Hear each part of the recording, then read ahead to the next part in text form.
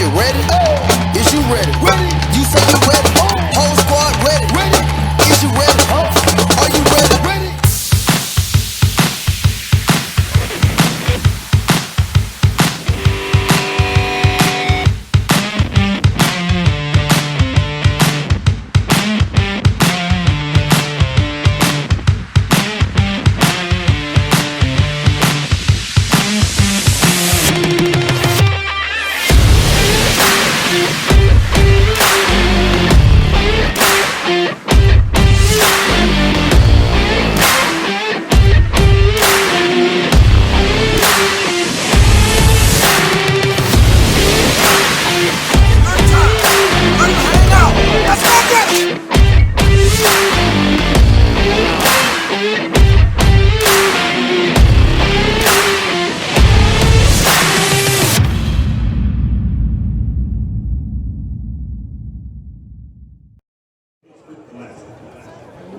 From Human Stadium on the campus of Tulane University, it's Fighting Patriot Football via YouTube on JohnCurtisPatriots.com.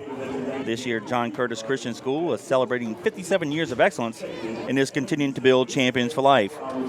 Tonight's pregame is sponsored by Proud Yogi's Bears, Walter and Bill Sanchez, class of 1977, and younger brother Chris Sanchez, class of 90. Proud Yogi's Bears, proud sponsors of Fighting Patriot Football. Good evening, alongside fellow John Curtis Christian alums, Robbie User, who will be producing tonight's broadcast, Gordon Hebert, who will be giving us updates from the sideline, my good friend and partner Danny Wimpron, and Kevin Fayard. Tonight, the John Curtis Christian Patriots take on the St. Augustine Purple Knights. The Patriots ranked number 1 in Class 5A by the Louisiana Sports Writers Association, come into tonight's ball game with a record of 3 wins and 0 losses. The Purple Knights are also 3-0 on the season, and this is the Catholic League opener for both teams. Danny, since 2013, when the Patriots and Purple Knights have met, we have seen some strange and bizarre ball games, some very tight ball games, and some unusual plays and turnovers. Last year, the Patriots scored on all 9 possessions, as the Patriots scored the most points versus the Catholic team in 58, and also racked up the largest margin of victory over the Purple Knights at 36. Though we can't tonight predict a repeat of last year's performance, the Patriots offense is firing on all cylinders right now, and through the first 3 games of the season, the Patriots have rushed for 371 yards, 444 yards, and 422 yards last week for a total of 1,237 yards, which is an average of 422.33 yards a game. Also, the offense has scored 42, 55, and 72 points for a total of 169, and that's an average of 56.3 points a game. So when you're putting up those kind of numbers, you can hide any liabilities on defense or special teams. Hopefully tonight, though, the Patriots will be business as usual, and we'll have a good performance on all 3 phases of the ball game.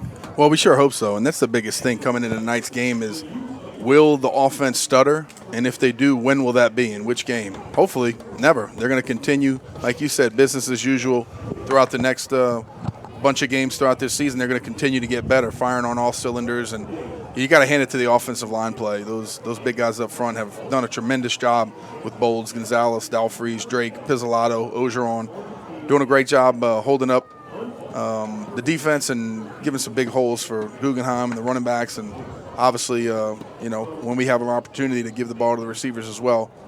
But, sometimes the best defense is a good offense. And, historically, you look at John Curtis, you're going to talk about great defenses, and I think this year we're no different. I think we're just taking a little bit longer than usual, and I think the defense is going to figure it out, and it's going to be a great test for us tonight, playing another athletic offense in St. Aug. They are going to challenge us up front, running the ball right at us, probably challenging us going down the field a good bit, maybe see some things in the seams, but I guarantee you with their athletes that they have on that side of the ball, they are going to get after us. And then, of course, special teams. What are we going to do tonight? Who's going to show up? Got to get down there on kickoff team, make some plays, and, of course, how many explosive plays can we have in the return game? Great opportunity once again, Kevin. I've said this so far this year that we are very fortunate to play the talent that we have played thus far this year early in the season. It hasn't always been that way. Of course, when you and I played, a lot of times we would get a bunch of scrub teams and not know what to think when you get into the playoffs. But we are being challenged each and every week. We're showing up, continue to get better, and hopefully tonight is no different. The Patriots lead the overall series between themselves and the Purple Knights, 10 wins to 2. Of course, the 2 losses came in 13 and 14. And as I was speaking here, the Patriots are taking the field on the near sideline. Patriots in their white helmets, white jerseys, and blue pants, as they are the road team tonight, and the Purple Knights will be in all purple headgear, jerseys, and pants. Last week, the Patriots beat Landry Walker by the score of 72-12, and that was a school record for the most points scored in a ball game, 72. The previous high was 67, which came in 2014, the game that you and I did when we played at Lusher High. Last week, St. Aug beat Kennedy 43-0.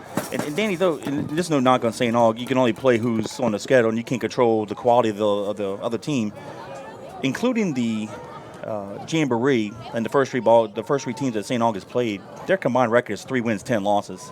So they put up some gaudy numbers as well, like the Patriots. However, the competition hasn't been as strong. So this is going to be a good test for the Purple Knights, as the Patriots are probably the strongest team they've faced year to date. Yeah, you're exactly right. And I think, in a way, it's the same thing for them. They want to be able to face these challenges early in the season. They want to be able to play the Patriots early and see what kind of team they have, what kind of character is their team going to have for 4 quarters when they're having those big heavyweight punches throughout the entire ball game, and who's going to show up, who's not going to show up. Because let's be honest, Kevin, the judges are still out. The verdict's still out. These coaches are continuing to coach. They're continuing to evaluate throughout the season. Of course, you want everybody to be healthy and add the depth to your program.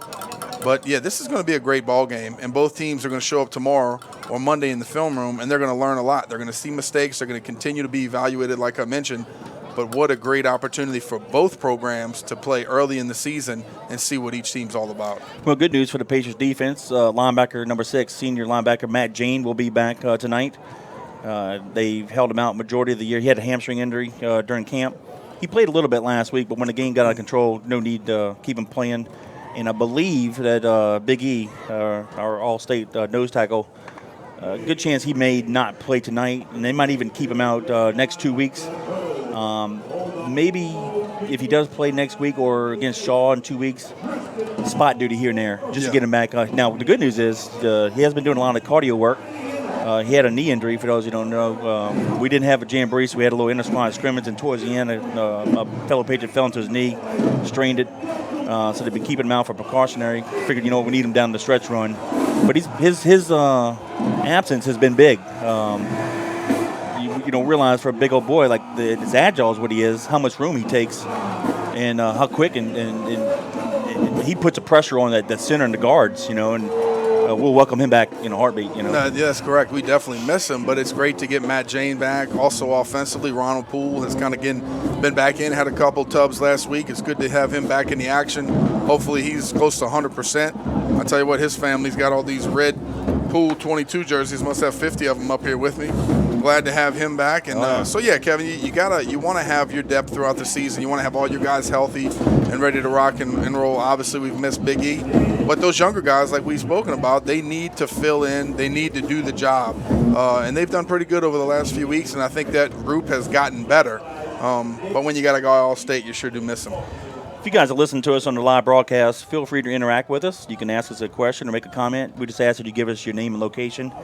Send your text to 504-259-7690. I want to give a shout out to Jeff Bonet, class of 95. He's already reached out to us. He says, go Big Blue, beat the Purple Knights. And we agree with you, Jeff. Have you ever had the opportunity to play St. Aug when you played, Kevin? No. We tried to get into the Catholic League back then. We moved from AA to AAA my years. So we played Brother Martin in the Jamborees. And we would scrimmage my junior and senior. We scrimmaged Shaw, which and they ended up winning the state championship that year in 87. Yep. We scrimmaged Shaw in 87, 88, and then Holy Cross in 87, 88. But we never played a full game against a Catholic team, just Brother Martin in the Jamboree. Yeah, I think we played them twice. I know we played them my senior year, and I believe we played them maybe my sophomore year as well. It could have been my junior year, but I think we played them twice. There was some good battles for sure, and they were just like they probably are right now, very athletic and big up front and powerful and aggressive. And so we'll see what happens tonight. Kevin, our captains for tonight for the Patriots are number 1, Shane Goins. Number 67. That's going to be Timothy Burnside. And, of course, big number 44. Yep, that's going to be Marquise Martin. And they're going through the coin toss right now at midfield at Yeoman Stadium. I tell you what, Kevin, it doesn't get much better than this. Absolutely. As far as a venue to play a big high school football game. We had the opportunity to get here last year after Zephyr Stadium kind of opted out of the high school games, and what a great opportunity it was. St. Aug is deferred. The Patriots will receive, and we'll be defending the north end zone, so the Patriots will be going left to right. You know, and a lot of teams want to try to defer. Kevin, I like getting the ball first and just setting the tempo of the ball game. Letting the offense get back out there, put some points on the board, letting them know who's going to show up tonight and be ready to rock and roll. So I'm excited about seeing the offense against their defense first, and hopefully we can get out there, punch them in the mouth early, get ready to rock and roll, and see what we can do. I'll give a shout out to Portia Ferreira. She's Ja'Cory Lee, number 32's mom. She's watching us via YouTube in Florida, so we appreciate you.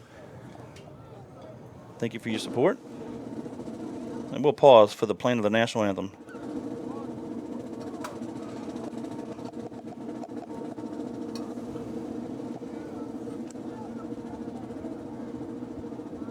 Doesn't get much better being played by St. Aug. No.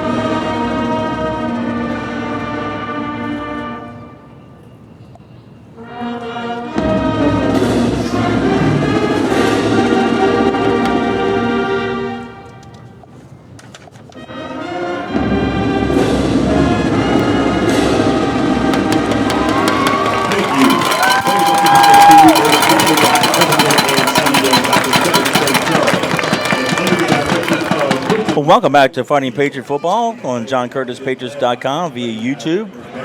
Alongside Danny Wimpron and Kevin Fayar, we're seconds away from the kickoff between the John Curtis Christian Patriots and the St. Augustine Purple Knights, and that national anthem was played by the Marching 100 of St. Augustine. So if you have been to New Orleans for some of the major Mardi Gras parades, mainly Endymion, and of course I believe Rex on Mardi Gras Day, you've seen this group.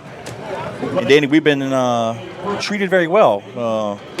The first game of the year against Carr, they had a very good band. Last week, Landry Walker had a good band, and tonight, so 3 out of the first 4, we've had some top-notch bands.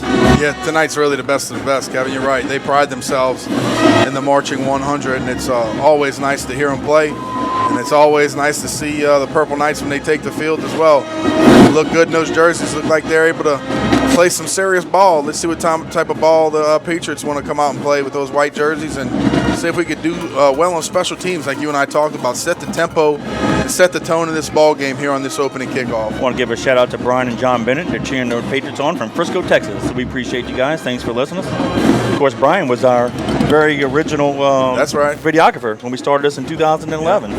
Another question is, Kevin, what kind of kicking game is St. Aug going to have? You know, just so y'all know, I haven't gotten the number yet, but their kicker looks like he's about 280 pounds, maybe 300 pounds, and lines up straight at it. He's going to kick it with his toe, so I doubt he's going to drive it into the end zone, but we'll see here. So we might have the possibility of a good return. Traditionally, we have one guy back with 2 guys around the 5-yard line. Now we inverted 2 deep backs at 5 and Corey Wren's at the 10. And it's going to be spanned from the 11-yard line, 20, 25, middle return, and he's going to get it to around the 35-yard line. So the Patriots will have it 1st and 10 at their own 35. Good job right there, just catching the ball and getting north quickly. A lot of times as a returner, that's what you got to do. You just got to have the nerve to hit it full speed, and the good job of him getting it out to the 35, like you mentioned. Patriots start off in good field position. You know, I noticed through 3 games, I don't think I've ever seen this since our broadcast era, that the Patriots have mirrored LSU, where the offense is scoring early and often and quickly, and defense not as strong as years past. Guggenheim on the center. Goins the near side halfback, Wren the left side halfback. Ball near hash mark. We'll send the receiver in motion across the formation. Guggenheim hands it off to Goins. He cuts over the center and fights hard for 1 yard. It'll be 2nd down and 10. Oh, excuse me, 9. Excuse me. Yeah, right now it's going to be just a little bit of a chess match here on the first and early drive. Just feeling each other out. What are they going to play? Are they going to play their standard split forward defense? How are they going to scrape? How tight are they going to be? Where is their alignment? How is our blocking schemes going to work here? So senior quarterback, it's good having him back there, being able to survey and put us in the right position. Alexander checks in for Goins. We'll send Davis, the receiver, in motion across the formation again. Come back near side. Alexander gets the handoff. He's fighting hard to the 39-yard line, maybe to 40. It'll be 3rd down and 5. Ooh, I tell you what, they're definitely trying to rip that ball out. Good job by Alexander putting 2 hands on it when he felt the pressure. And, yeah, Kevin, you're right. It's going to be 3rd and about 5 here. But a good job so far in these last couple of plays. Both the offensive and defensive line just right at each other, being physical early. And that's the way that this game's going to be. I tell you what, St. Aug's got some big boys down there on the defensive front, number 90, 55, 99 right there. Some big boys. So it is definitely going to be a physical battle. Let's see who can last the test of time for 4 quarters. Twins receiver to the left, ball the near hash mark. We'll send the inside receiver in motion towards the formation, and St. Aug called timeout. Yep. They didn't like the matchup. So 11 minutes to go in the first quarter. Timeout Purple Knights. There is no score. I want to give a quick. Go ahead. I'm sorry. Go ahead. You go first. No, I was going to say about that last play, you never know. That coach obviously has been seeing something. We're seeing something on the last 3 plays, or about to be the 3rd play. We're bringing a guy in motion. The coaches up in the booth are always trying to set something up or see something. The coach from their sideline might have saw something where he's out leveraged. They're not motioning properly and got to get that time out and talk about it. What I saw, Twins at the top of the field, the inside receiver coming in motion. That's usually an inside crack on the end or linebacker. The running back switched. Wren was the left halfback. He switched to the right halfback. So that would tell me we're going to do some kind of option to the top of the field and probably hit Wren. And I think the coach saw that and goes, you know what? I don't have enough guys on this side to catch Wren. Yeah, I'm not letting that speed get outside of me. Right. I want to give a shout-out to fellow Patriot, Malcolm Ogeron. He's listening to us on Bro Bridge. We appreciate you, Malcolm. Thanks for always being a loyal listener. Again, if you guys are listening to us on the live broadcast, send us a text to 504-259-7690. And speak it up. My mom and dad, Lionel and Sue Fayard from Plano, Texas. They say, go Big Blue. That's right. I agree with you. Here we go, offense. All right, 3rd down and 5. Got to get it to the 45. The ball's on the near hash mark. We'll keep the 2 receivers to the top of the field. All right, Goins is the left halfback. Wren is the near side. Let's see if we do the same play. Guggenheim looks like he's checking off at the line of scrimmage. St. Aug's defense is countering. Looks like they're checking as well. We come near side, and it was a straight-up handoff to Wren. He got 3. It's going to be 4th down and 2. Yeah, good job right there. The defensive front, like you mentioned, being very physical. Kevin, almost strange there as Colin was checking off, and it looked like the linebacker shifted to the direction that he called to play, and we'll see how that shapes up throughout the rest of the ball game. But a good job by them just staying strong. They don't have enough guys lined up over. There you go. There they go. They bumped the guy out. McCready to punt deep for the Purple Knights. White near side. Keesley the far side. They're going to stand around the 20-yard line. Fake punt. Got it to Caleb Spann. He's the up back. He's going to have the 1st down and more. He got tackled at the Purple Knight 49-yard line. Great job of the Patriots. Nice job, Kevin. And look, you have to wonder, when they bumped the other guy out over the second gunner in Twins to the top of the field, did they not have the leverage anymore defensively? I wasn't really paying attention, but a good job by Caleb recognizing it, calling for the ball, getting the first down. Great execution right there by the punt team saying, we got something we got to take advantage of. Yep, 1st and 10 Patriots at the plus 49-yard line. They'll place the ball at that far hash mark. We'll line up the 2 receivers to the top of the field. Goings, the near side halfback. Actually, Guggenheim keeps it, comes around the near side. He breaks a tackle. He got to the 44-yard line. Danny, I tell you what, what's the number that? 23. 23. That's going to be Giles. If he don't make that tackle, Guggenheim scores. Yeah, you're exactly right. Good job. We actually had a blocker out front. Giles just did a good job of scooching right underneath, shooting the gap, and getting to Colin, tackling him by the ankles, and it almost looked like it surprised him there, but not a bad gain on 1st down. Yep, gain of 5, 2nd down 5. Ball in the near hash mark. We'll stay with the Twins receivers to the left. Guggenheim comes near side. He straight up handoff, and we'll have the 1st down. The ball's out on the ground. Looks like the Purple got it. Damn it. And they do. Fumbled it at the 39-yard line. The Big Purple got the first turnover of the game, so with 9:19 to go in the quarter, 1st and 10, St. Augustine. Missed opportunity there. Well, I tell you what, Kevin, in big ball games, well, you know it's going to be a hard-fought game. Special teams and turnover battle. Who's going to come out on top? You know, offensively and defensively, it's going to be a fight. But who's going to win the turnover margin and who's going to play good on special teams? Right there, special teams, we make a huge play on the fake, and then we give it away on offense. Got a Purple Knight fan watching on YouTube, class of 99, watching from San Antonio. Tell you what, give us a shout, 259-7690-504. Give us your name and location. We'll give you a shout out. Yeah, class of 99. I must have played against you. Yep. All right, Purple Knights have the ball. Trips receivers, top of the field. They're going to hand it off to the running back up the middle, and Angelo stops it for no gain. That's going to be number 22 on the carry, and Bailey. The defense has to do the exact same thing, Kevin. Come out here, set the tone, be physical early, and say that we're not going to back down. Let's get ready to work. Get in there. Defensive front, Kevin, we've said it. A good physical bunch without Noel. Who's going to step up and make the plays? Nancy gave him 2, 2nd down and 8. They'll stay with trips to the top of the field. Sampson is the quarterback, and there's a flag of the play. That's how they moved. Tight end jumped off sides. Sure did. They'll back him up 5 yards. And that's number 8, Taiwan Berryhill.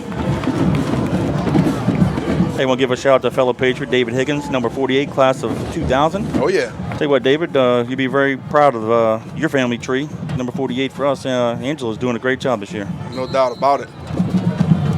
And, of course, the Mathurns watching in Bayou Gosh. Speaking of Brandy and Jennifer, I saw them at the Gator Fest last night, and I saw them at Yah-Yah's today. Oh. Yep. I couldn't talk them into the game tonight, though. At least they're listening. 2nd and long, they'll send the receiver in motion, top of the field. They're going to hand the ball off to the running back up the gut. And he's going to get the penalty yards and more to the 44-yard line. I tell you what, that's where we miss Big E. Yep. Because he would have filled that gap and plugged that hole quickly. Yeah, the attack, we've struggled a little bit with the ball right in the A-gap, right in our face a little bit.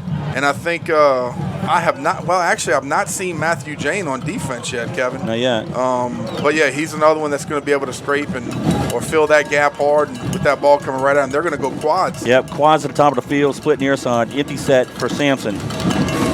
Out of the shotgun, takes the pass from Center. Quarterback draw all the way, comes near side, has the 1st down and a few more. Oh, good tackle. Not much more. Stipes drilled him after he got the 1st down, but he got it to the Patriot 47. It'll be 1st and 10, Purple Knights. Stipe, nice. Good chest up, squaring him up, tackle. None of that shake and bake. Just hit him square in his face. Good job right there. The quarterback runs the ball. You got to make him punish. Kevin, but you can read that the whole way. They're going quads to the top. It's a numbers game inside the box. How many blockers do I have versus how many guys in the box? And Jane checks into the ball game. Sure does. Same formation. Little diamond set top of the field with the 4 receivers split near side. Sampson looks at the sideline. 7:18 to go in the first quarter. Sampson quick pitch out far side, complete. And that's Bailey, the running back. He's breaking tackles. And I believe, Danny, he might have the 1st down. Goodness. I tell you what, good job of Span fighting off the initial block. Did not make the tackle. He had to come back inside, but we just didn't have help, and the guys aren't wrapping up and making the tackle. Kevin, but I used to love this back when I played at Memphis, where we would spread teams out, and then it would turn into a numbers game. You got quads to the top of the field. You got 3 defenders and then a safety on the top. Flip it out there. Let a guy make a play one-on-one. What do you have backside? So right here they're doing the double twins. Did not get the 1st down. It's at the 39. 2nd down and let's call it 2. Bailey lines up to the left of Sampson, now to the right of Sampson in the shotgun. They'll have 2 receivers to the right, 2 to the left, and the ball's on the right hash mark. And there's a flag in the play. Looks like it might have been delay of game. I think it's a delay of game. Yep. And Kevin, they called a timeout actually before it was delay of game. But this is the one thing I hate. The one thing that I've disliked about football, period, and this is in college and in high school football, is it seems like they've tried to take it out of the quarterback's hands and out of the offense's hands. They've taken away a little bit of the quarterback IQ of the game, and everybody has to look back to the sidelines to see what the coach in the booth is saying, down to the coach on the sidelines, that meerkat offense that you always talk about, and it slows the game down. You're snapping the ball inside of 5 seconds almost every time you have a possession, and the quarterback really doesn't have to think of anything. You get the play, and then you read one side, or you're handing the ball off, and you don't really have to understand the flow of the game as much, and I think it really slows things down. St. Aug did the same thing, and almost right there cost them on a delay of game. But, it's all about matchups. We've seen it so far on this drive, where it's been a numbers game a little bit. They've run it right at us, and, of course, because of the alignment and where guys are going to be positioned, they're going to pick one side or the other. And then another thing is, because they're so darn athletic, they can make plays off of it. Yep. I want to give a shout out to Walt Sanchez. His brother Bill stuck in Houston, so Walt is texting him play-by-play, keeping him in the loop. That's being a true Patriot right there. Yeah, you're right. Of course, they're our pregame sponsors. We appreciate all that they do for us. Second down and it's long two again. They'll send the receiver in motion, give it to Bailey. Fake to the Bailey. Got him. Woo! He had him. Fake it to Bailey at the middle, and they had a receiver up the seam. That's number 2. Goodness gracious. Keasley wide open and just a little too far of his hands. That would have been a touchdown. I tell you what, our safety was caught dead. McMillan in the middle of the field. He came up in run support, and they ran right up the seam. And thank goodness, he overthrew him by 2 inches. Because that would have been 6. If he puts a little bit of an arc on it, it's a touchdown. Yep. All right, 3rd down 2, same formation. Sampson hands it off to Bailey right at the middle, and he's going to have the first down. The Powell's is being pushed to around the 33-yard line. That'll be a first down for sure. 6:12 to go in the quarter. Got a Patriot fan asking what's wrong with Big E. He just had a little bit of a knee issue. They just hold him out for precautionary. Yep, been a while. Yep. And then Steve Cotton, Caldera, class of 74. He sends Go Curtis. We appreciate you, Steve. Thanks for listening to us. And that's going to be the hydration break. So official timeout, 5:57 to go in the first period. It's the Patriots 0, the Purple Knights 0. Kevin, for this timeout in action, we want to say thank you to Moe's Pizza. Moe's and Jeff Arsmith and his wife Lisa have been an official sponsor of ours basically since we've started. I want to say thank you to them. Jeff's class of 1986. They're located at 1112 Avenue H in West Wego. You can give them a call at 341-9650. They specialize in homemade hand-tossed pizza, lasagna, meatballs and spaghetti, muffaladas. Visit the website at www.moespizza.nola.com or give them a call. Tell them Danny, Kevin, Robbie sent you. www.moespizza.nola.com, 341-9650. Moe's Pizza, we appreciate your support of the Patriots. If you're just joining us on JohnCurtisPatriots.com, the Patriots got the opening kickoff, drove it to the Purple Knight 34-yard line, but he turned it over. They had the ball for 6 plays, and the Purple Knights have since moved it to the Patriot 32. Well, they'll have it 1st and 10. This time they'll line up 3 receivers to the near side. They do have a slot back. And Bailey lines up to the left of Sampson. He'll stay in the shotgun. Now he's going to shift to the right. Empty set. Quarterback draw all the way. Sampson is going to be tackled by Angelo, but he'll gain 3 yards to the 29.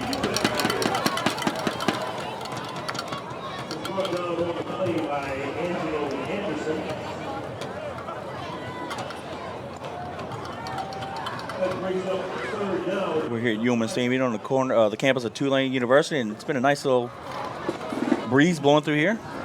Yeah, no doubt about it, Kevin. I said this is a beautiful place to play, and just an awesome opportunity for 2 high schools that are matched up very well. Come out here and play at a beautiful place. 3 receivers near side, 1 top of the field. Sampson almost headed interception. He threw it to the right quickly, and Morgan almost jumped the route. He had a pick 6 last week against Landry Walker. Yeah, and he had a different number on. 25. Yeah, we're calling him something different all game. Pons made all kind of plays, and Pons didn't make the trip. Pons look good, huh? Yeah.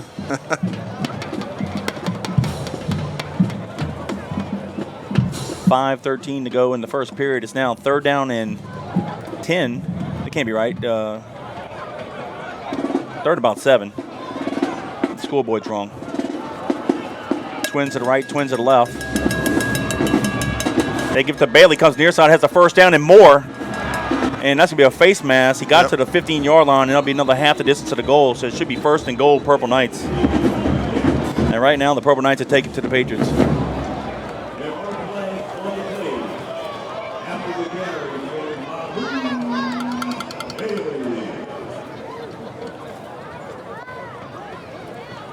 Oh, and they're going to pick it up. Where's that put us now? Probably around a 7. 7, 8, let's see. If he got tackled around the 15, it should be half the distance. Or did I call the flag?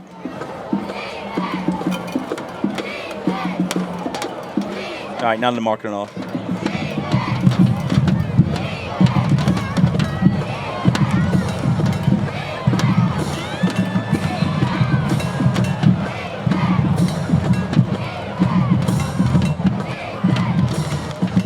Seven and a half yard line. All right, so 1st and goal, Purple Knights from the 7.5. 3 receivers to the right, 1 near side. Ball's on the near hash mark. Sampson is all by himself in the backfield. He'll take the pass from center, throws a little fade route to the corner. Got it.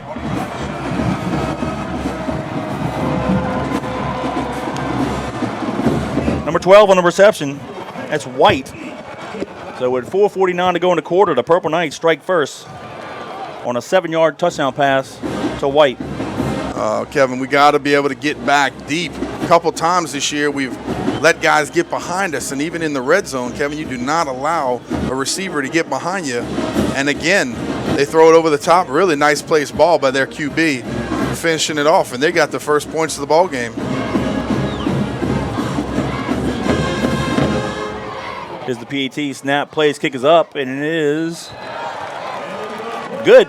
So with 4:49 to go in the first, it's the Purple Knights 7, the Patriots 0. Whew. Well, of course, didn't want to give up a sponsor too early for that kind of score, but it is what it is, Kevin, and couldn't do it without our guys, so we want to say thanks to them. Go check them out. Exit Realty, NOLA Premier, Kel Kopecky. Want to say thank you. They're a full-service brokerage firm, residential, commercial, and leasing. They have cutting-edge tech to help buyers and sellers. They offer retirement and beneficiary benefits for all their agents. Check them out. Give Kel a call, 504-298-3948. Check out the location at 2200 Veterans Boulevard, Suite 206 in Kenner. Or check out the website, www.exitrealtynola.com. Exit Realty, NOLA Premier. We appreciate your support of the Patriots. Well, you know what? We knew it was going to be not a cakewalk all year long. St. Aug's always had great athletes. They probably lead the city as far as having the most alums in the NFL through the years. But in recent years, the games between the Patriots and Purple Knights have been kind of like LSU Auburn. Some weird things going on in this game. A little squib kick will be out of bounds, and the Patriots would have great field position. Should get it around the 35-yard line. And St. Aug isn't really known for special teams, though they did make the PAT on this end. The kick right there was not good. We might make them kick it again. Let's see. I would. And Danny, that has probably cost St. Aug at least, I'm not going to say total championships, but at least 3 appearances in the state championship game because they lost in the semis or the quarterfinals because of special teams or lack thereof. Kevin, it's huge. And you know, I don't mean this to harm against anybody, but I don't think kids growing up say, I want to be a kicker. No. They want to get their name in the paper. They don't realize there's a huge opportunity out there for guys to be able to kick the ball. You know, but kids grow up playing soccer. They're very active. Then sometimes they fall into playing football later in life. But most guys that play ball, they say, yeah, man, I want to score touchdowns. I want to be a running back, quarterback, receiver, DB, linebacker. Nobody really grows up saying I want to be a kicker anymore. And like you mentioned, that hurts St. Aug sometimes. It hurts a lot of teams because the third phase of the game will either help you or hurt you. I think they'll back them up to the 35-yard line. They'll re-kick it. Got a Patriot fan listen to us in Los Angeles. We appreciate you. Shallow kick. Goings from the 20-yard line. Middle return has a nice little hole, and he's going to get it up to the 40-yard line. And that's where the Patriots will take it over, 1st and 10 from their own 40. Not bad field position once again for the Patriots, Kevin. Got to like that. Anytime you get it outside the 20, offense is in good shape. Double that, put it on the 40, and we're ready to go. They're going to actually, about 40, about the left hash, yep. 4:39 to go in the quarter. The Patriots trail the Purple Knights 7-0. This is their second opportunity.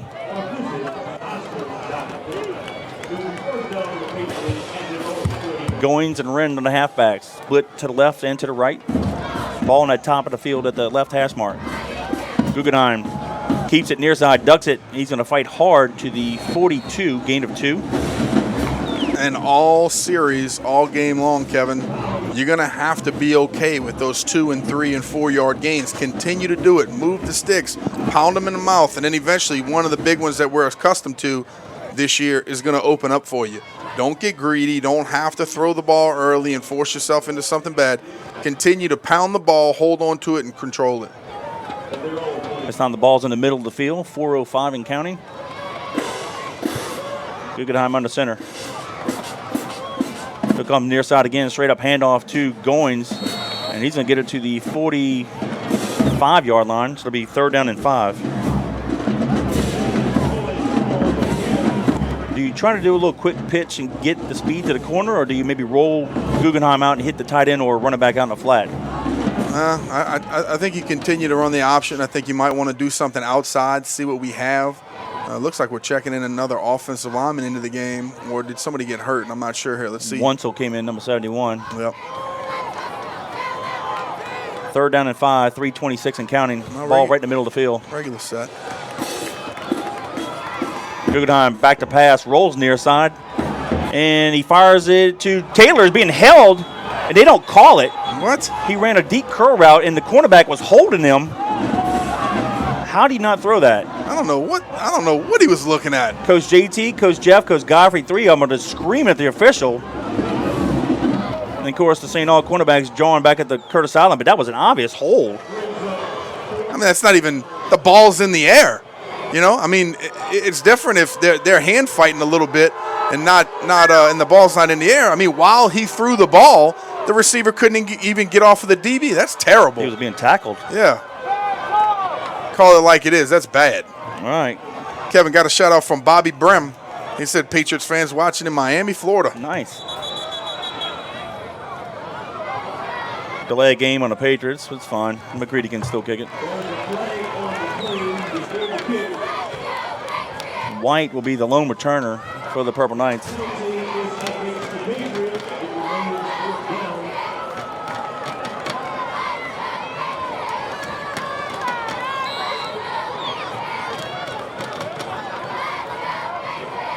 Well, he had the curl route. Just unfortunately, Taylor was being held, couldn't catch the ball, but now the defense is got to play here.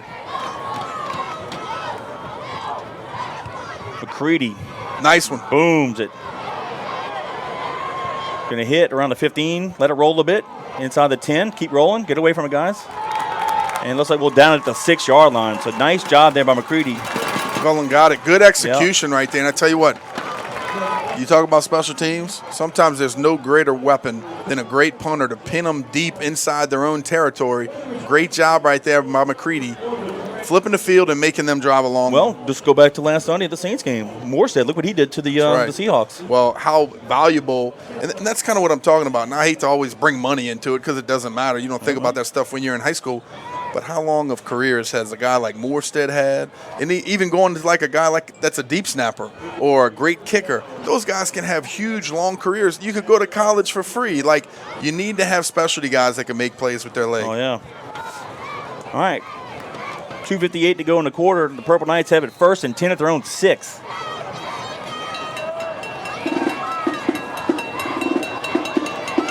Bailey lines up to the right of Sampson. They'll send the shotgun. Little quick hits far side, incomplete. Second down and 10. You know, in a way, I'm kind of glad St. Aug scored first to get this defense a little bit of adversity. And you know, the coaches made some adjustments on the sideline, and you can kind of tell they were in position on that play. So I'm sure their manhood's been challenged by the coaching staff downstairs. Oh, no doubt about it. It's going to be a physical game. We know that. And, yeah, you got to gut check each other and see who's ready to play. Same formation. This time they're going to hand it off to Bailey, goes up the middle, and he's going to push the pile to just past the 10, we'll say the 10-yard line. He had a lot of assistance. Then big old lineman would help pushing, and they're going to mark it at the 11, so it'll be 3rd down and 5.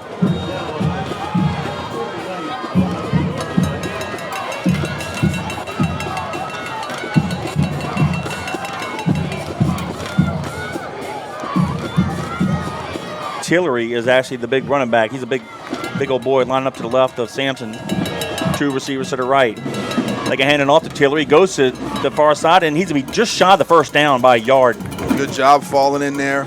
Got a bunch of white jerseys right there, collapsing, making the tackle, wrapping up, doing what we need to do, and good job right there. It's going to bring up 4th down, and at this point on the field, you know you got to punt it. They're looking to go, though. I don't see no punter coming on. Ooh. Their body language is telling me they're going to go for it. It's really a half a yard. They're actually. It is. I'm not saying it's not doable, but at this point on the field, on the 15-yard line, to go for it, ooh, that's a gutsy call. It is. 4th and half a yard. 9 seconds. Let's see. Are they going to burn a timeout here? 5 seconds. And they shouldn't have a delay of game. Why would they take a delay of game? Why would they take a delay of game? Back them up 5. Yeah, they're going to call a timeout. They burned it. Their 3rd timeout? That's bad. Wow. Well, I ain't going to say that's bad. That's just not what I would have done. Let's put it that way. Well, 1:29 to go in the first. Timeout Purple Knights. They lead the Patriots 7-0. But who am I? I don't know what the heck I'm talking about. It's all good. Hey, Kevin, for that stop in action, I want to say thanks again to Jean Lafitte Harbor.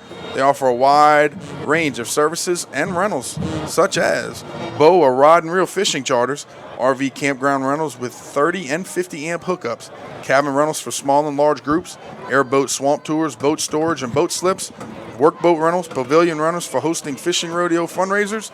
They have a fully stocked hardware store and marina. And new this year, you can dine at the Barge restaurant for breakfast or lunch. For more details, visit www.jeanlafitteharbor.com or, of course, contact alum Shaw Cuevas, class of 05, at 504-689-2013. That's 689-2013. Shaw Cuevas, JCCS, class of 2005. We appreciate your support of the Patriots. The scoreboard shows 2 timeouts left for St. Aug, but that should have been at least their second, if not all 3. It is. I think it's 3. They got to get. They out of timeout. I'm about to say, yeah. Yep. The scoreboard's got to be wrong there. All right, so here's the deal. Why would you go do that, call timeout, and then now line up for a punt? Now, of course, they can still fake it with a snapped it up back, but why would you do that? No idea. We're going to prepare. We're going to prepare for a fake here. Unless you don't practice fakes a lot. Slow snap. We had nobody back. We played punt safe. Ball's in a nice little roll to the Patriot 40-yard line. So with 1:19 to go in the first quarter, it'll be 1st and 10 Patriots from their own 40. But nobody the wiser, Kevin. We just got the ball right back where we got it on the last drive. So good job of, like I said, McCready putting them deep in their territory, pinning them, and then all of a sudden, we get the ball back on our 40 again. So I didn't want to jinx us with our pregame comments saying that sometimes the offense may get slowed down and may not be up to par. Now, I don't mean we can't kickstart it soon, but so far this is our 3rd possession, and we've fumbled the ball and then punted on 3 and out. So. Well, I think the thing is, like I said, it takes a couple drives to kind of figure things out. And if we don't fumble on our first drive, we never know where we are. So you got to control the ball. And like I said, just be happy with moving the sticks, controlling the ball, and getting some points. Twins receivers to the left will go to Wren over the center. He crosses the 40. He's to the 44-yard line, gain of 4. Ooh, I hate to see that. We rolled up hard on one of our linemen out there. That's number 75, Rudolph Bowles. He did a good job of being tough, getting back up, and they got a little Dudenhofer running the play in from Coach JT, and you can continue to see that all night. All of our skill guys running the plays into senior quarterback Guggenheim, and let's see if we can be effective. Under a minute, 47 seconds to be exact. Twins to the left, ball in the near hash mark. Guggenheim option near side. He pitches it to Wren, and he's going to turn the corner barely. And he got it to the 47. It'll be 3rd down and 3. Well, and that's hard to run the option to the short side of the field. Well, it is, Kevin, but the lead running back has to make a decision early where he is going to attack the guy. Either he's going to attack his inside shoulder and kick him out, or he's going to continue downfield around and make the hook. And then Wren, with how fast he is, he's going to be right on you. Yep. 3rd and 2. 2 tight ends split near side. Ball in the near hash mark. 34 seconds to go. We'll go to the top of the field. Guggenheim keeps it. He's going to pull. Go! It's an arm race. Guggenheim is going to score. Yes, sir. That's what I'm talking about. Woo! He can run, too. 53-yard touchdown run with 25 seconds to go in the quarter. Closes the gap 7-6 with the PAT pending. He's not only physical runner, but he is quick, too. Good job of using his speed out front. Senior quarterback number 14. And, Kevin, like I said, you figure it out. You figure it out. He saw something. Pull it. Get the ball to the house. Nice job, 14. Good blocking up front. Way to go, Patriots. And, Danny, we know how athletic and how fast St. Aug is. Those guys weren't even coming close. No, they didn't. It looked like the guy gained maybe a half a yard on him, and that was it. And I'm telling you, he's got some wheels. And you know how much easier it is to run without the football. A good job by him just using his wheels and getting that thing in the end zone. Googs the hold, McCready to kick it. Snap, place, kick is up. And it is good. So with 25 seconds to go in the first period, it's now the Patriots 7, the Purple Knights 7. Kevin, for that scoring drive, I want to say thank you to Anytime Fitness of Metairie. Go see him at 5200 Veterans Boulevard, Metairie, 70,006, 504-218-4814. Of course, the owners are John Curtis Christian School alums, Damon Lepper, 97, Janice Toops Lepper, class of 01. They're offering 24/7 access to over 4,000 clubs worldwide. Cardio equipment, strength training equipment, free weights, personal training, small group classes. Mention Patriot Nation during sign-up and receive free enrollment and 10% off your monthly membership dues. So we appreciate you guys, Damon and Janice, for helping us out on this broadcast. And, of course, you want to get fit? Go check them out. Anytime Fitness of Metairie, 5200 Veterans Boulevard, 218-4814. Anytime Fitness of Metairie, we appreciate your support of the Patriots. Danny, that was a 3-play drive, went 60 yards in distance, taking 50 seconds off the clock. Colin Guggenheim with a 53-yard touchdown run. McCready's PAT makes it Patriots 7, Purple Knights 7.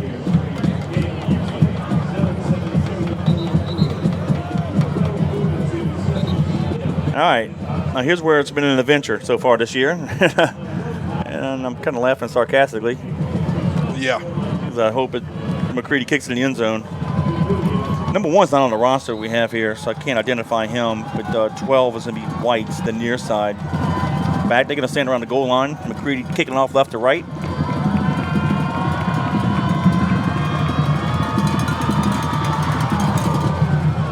And he hammers it deep into the end zone. That's perfect. We jumped off sides again, Kevin. I believe we did. We did. I'm looking at it down here at the bottom of the field. We had a guy a yard out front. But they didn't call it, though. They didn't call it? No, I saw it. The coach is yelling about it, but Goodness I saw it gracious. too. No, he's off. He's off sides. We got away with one. I'm looking at the replay here to see exactly if maybe I'm just seeing stuff, and No. it's a tough angle for us, but No, he was off sides. let me see it here. Their coach is giving him an earful. Oh, on the yeah. side. We were a yard off sides. Yeah, we were. Goodness gracious. I mean, That's another thing we've been doing too. that would be the fourth time this year that would have happened. And I'm not going to talk too much about it because they obviously didn't blow the whistle, but goodness gracious. But that's a problem. We got to shore that up. Lack of coverage on all sides. That's Seriously. just being laziness. Yeah. All right. 1st and 10, Purple Knights from their own 20. 2 receivers to the right, 2 to the left. Stampson on the shotgun, and they'll have Bailey, number 22. He'll line up to the right. Now he's going to shift to the left.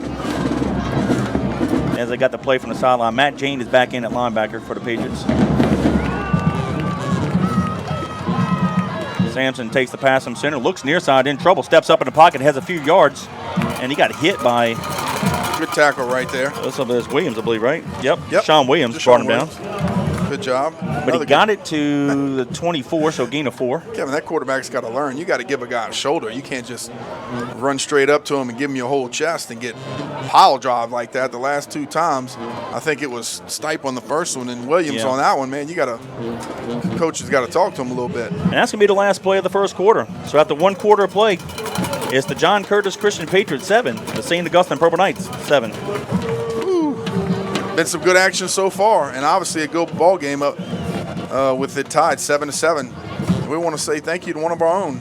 The entire Patriots family welcomes one of our own, Dr. Donald Fahrbacher, John Curtis graduate, and today a primary care doctor at East Jefferson General Hospital. When you or someone you care for needs the highest levels of personalized primary care, turn to Dr. Donald Fahrbacher, someone who grew up here, stayed here to practice medicine because he loves this region, loves the people, and loves the Patriots. Thank you, Dr. Fahrbacher, for your continued support of our school and our teams. For any primary care East Jefferson General Hospital physician, please call 504-456-5000. That's 456-5000. East Jefferson General Hospital, Dr. Donald Fahrbacher, we appreciate your support of the Patriots. Oh, yeah. Hey, I want to give a shout-out to some special friends. Mr. Don Abity. Today is his birthday, 71 years young. Happy birthday, Mr. Don, and his lovely wife, Miss Peggy. Ran a half marathon today in Shreveport, 13.1 miles. What? Yeah. Man, you didn't want to do that? No. Okay. I was just checking. Not intentionally. No.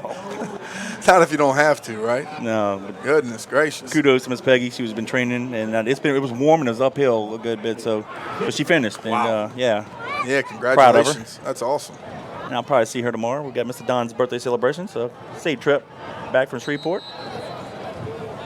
All right, now we're going to flip it. Purple Knights going left to right. Second down, and they're going to say 4. Should be about 5. Sampson takes a pass to center, throws it far side, complete at the sideline. And Spann just did something dumb. No, that wasn't Spann. That was Jashawn Williams. Spann had him wrapped up around his waist, and Jashawn just came and finished him off. But out of bounds. I don't know, Kevin. Was he out of bounds? Yeah.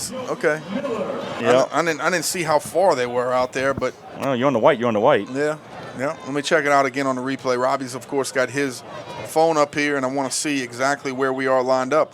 But I'm a believer in. That's a 15-yarder, though. Goodness gracious, my thumb hit the button and I can't see it. But yeah, that's can't have silly things like that, Kevin. Just can't do it. All right, that places the ball at the Purple Knight 45, but more importantly, it's a 1st and 10 with 11:53 to go in the half.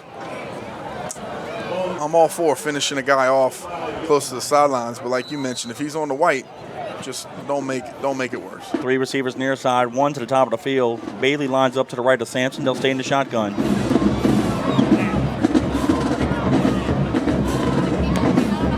Sampson throws it back far side. That is White. And they say he caught it out of bounds. 2nd down 10. Yeah, I was about to say, it looked like he caught the ball, but yeah, his foot was out of bounds. And then you only have to have 1 foot down in high school, but obviously the quarterback threw it a little bit too far left. And Davis is going to check in at corner at the top of the field. Stipe's going to check out.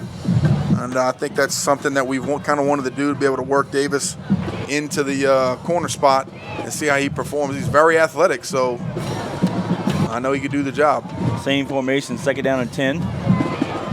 This time they'll hand it off to Bailey. Up the middle, has a lot of room. And he's to be tackled in Patriot territory around the 48-yard line. Yeah, good job of Jane falling back in there. It's a tough spot to be, Kevin, because when you got triple on the bottom side of the field, and then you're asking your linebacker to kind of walk into that coverage lane, and then all of a sudden they hand off the zone in the middle, and that linebacker's got to tighten up and be able to make that play. It's a tough position to be in.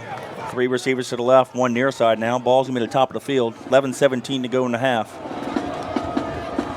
Sampson hands it off to Bailey, goes up the middle. He's going to have a short gain, maybe 1, be 3rd down and a long 1. Yep, good job right there. Being in should be that was 3rd down, to be 4th and a long 1. Excuse me, I'm sorry. A couple white jerseys right there on the tackle. Kevin doing it together, and a nice job by those guys. Now I would see this go for it here. Yes, at this point on the field, like we mentioned, because of their kicking game, this is more of an opportunity for them to be able to go for it. Well, and they've been moving it, and I tell you what, this Hoss they're bringing in at running back. That's number 20. He's a big one. Don't be surprised they hand it to him. He looks like a nose guard. Ball key. Yep. They're going to fake it to him, throw it far side. Has some blockers, and the Patriots, they're not going to tackle him in time. He got the first down by a yard. Goodness. I tell you what, that's a gutsy play too, Kevin, to throw it out there behind the line of scrimmage.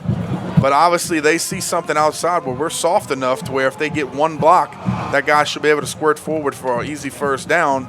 And actually, he made a couple guys miss. That was number 1, but he's not on the roster, so I can't identify him. But nonetheless, 1st and 10 at the Patriot 43-yard line. 10-12 to go in the half. 3 receivers near side, 1 to the top of the field. They'll stay to the ball on the left hash mark. They'll give it to Bailey up the middle. Has a lot of run room and more. He's going to be tackled at the 29-yard line. Excuse me. That'll be a 1st and 10 Purple Knights.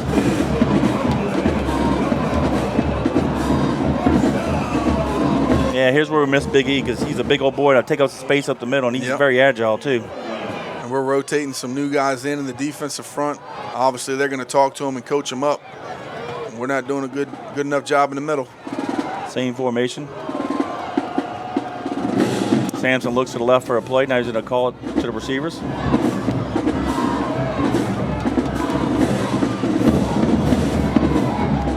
Sampson takes the pass on center, throws it near side, has a guy up the seams. We caught the goal line at the 1. Goodness gracious.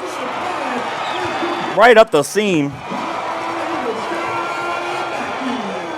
Number 3 on the reception, Matthew. I believe that's the nephew of Tyrann Matthew. Tell you what, I don't know, man. I thought the corner to the bottom of the field shouldn't have been able to make a break on that ball. Dante Thomas and be able to at least make a collision. They give it to the running back up the middle. He's going to stop. Matt Jane hit him, and he's going to fall in for the touchdown. Yep, second effort. Doyle, the running back, scores from 1 yard out. So with 9:09 to go in the half, the Purple Knights retake the lead 13-7 with the PAT pending. Yeah, Kevin, with a ball further than the hash on the bottom, and let me just kind of set this up for you. If you have something thrown inside of the hash, okay, that's a safety's ball. If you're talking about cover 3. If you have a ball thrown outside of the hash in cover 3, and that ball was laid up with a little touch, it's not like he just fired it in there in the seam. That ball's laid up with some touch over the top outside of the hashes. The corner's got to be able to fall back in on that play, at least make a collision, if not make a play on the ball. That was not good coverage by us. St. August confused. They don't have enough guys on the field, and then they run some guys up. We'll go block it. Snap. Plays kick is up, and it is. It's good. Shoot. Good. So with 9:09 to go in the half, it's now the Purple Knights 14, the Patriots 7. Whew. Hasn't been the best by us so far. We got to shore some things up, Kevin.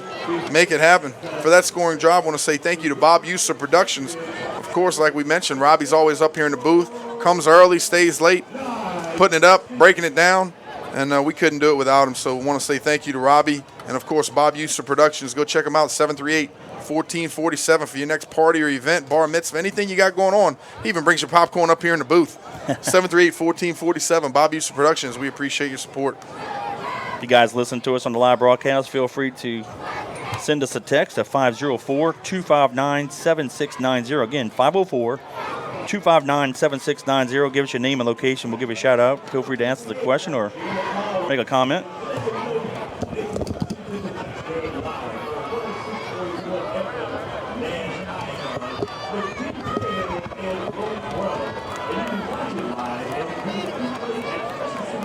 All right, so the Purple Knights will be kicking off left to right.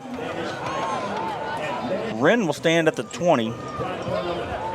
Span and Goins around the 10. Now they can move Wren back to the 15. Like an inverted. Go get it. Way we got it. Span from the 12, far sideline, comes near side 20. And the 25-yard line is where 26 will be wrangled. So with 9:01 to go in the half, 1st and 10, Patriots from their own 26. Still good field position for our offense to come in there and make something happen. Like you mentioned, Kevin, we got 9 minutes and 1 second left here in the second quarter, and we got to be able to make something happen. St. Aug now has 2 touchdowns on the board. We are down by a score, and we got to make it happen offensively. Continue to do it. Colin Guggenheim did a great job feeling them out, and then last drive had a nice long touchdown run, so we need a little bit more of the same here from number 14.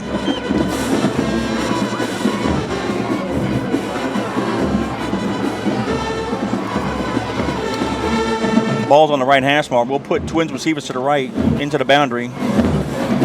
Wren and going to the halfbacks. Let's see if we come near side. We do. Option near the field. Guggenheim pitches to Wren. Can he turn the corner? He does. Got the block from Goins. He's to the 30, 35, 40. Oh, ball pops up in the air, and it's going to be recovered by the Purple Knights at the 48-yard line of St. Aug. Oh, my goodness. He got hit, and the ball just popped up. Oh, goodness gracious. And, Danny, that's what I alluded to in the pregame. Since 2013, we have seen goofy plays like this in weird ways of turnovers and stuff, and credit the defense.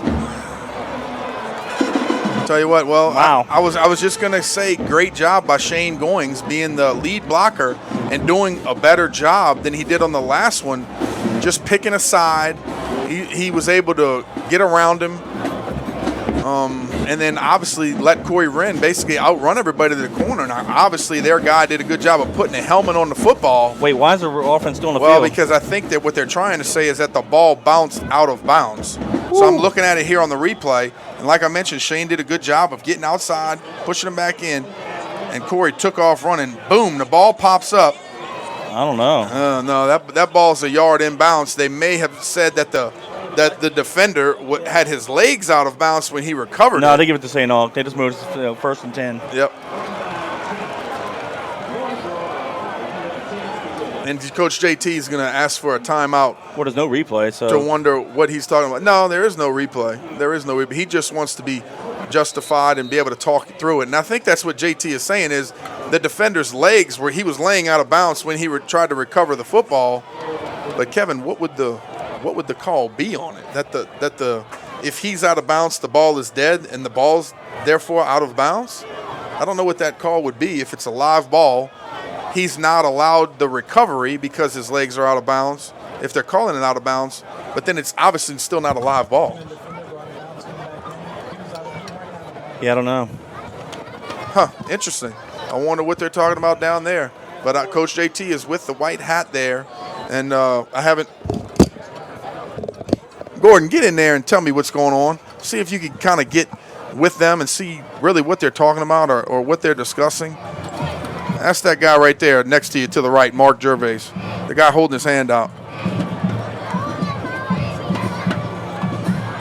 But that's what I'm saying. This game is like LSU Auburn. We've had some bizarre turnovers in weird ways. It has been. Go ahead, That's Gordon. what they were talking about. The guy was out of bounds. The ref said he wasn't out of bounds. He wasn't out of bounds. Well, I saw it on the replay. JT said he was out of bounds and I when definitely, he touched the ball. Well, if he'd have been out of bounds when he touched the ball, it would have been our ball. Right. Our ball, and the ball's dead right there, I'm guessing. Dead right so there. I agree with Coach JT. I think the guy's cleats, at least, were out of bounds when he jumped on the football. But, Kevin, you don't turn the ball over. It doesn't pop out. You don't have to worry about the officials making the proper call. No. You got to have ball security in big games. 8:50 to go in the half. First and 10 Purple Knights from their own 49.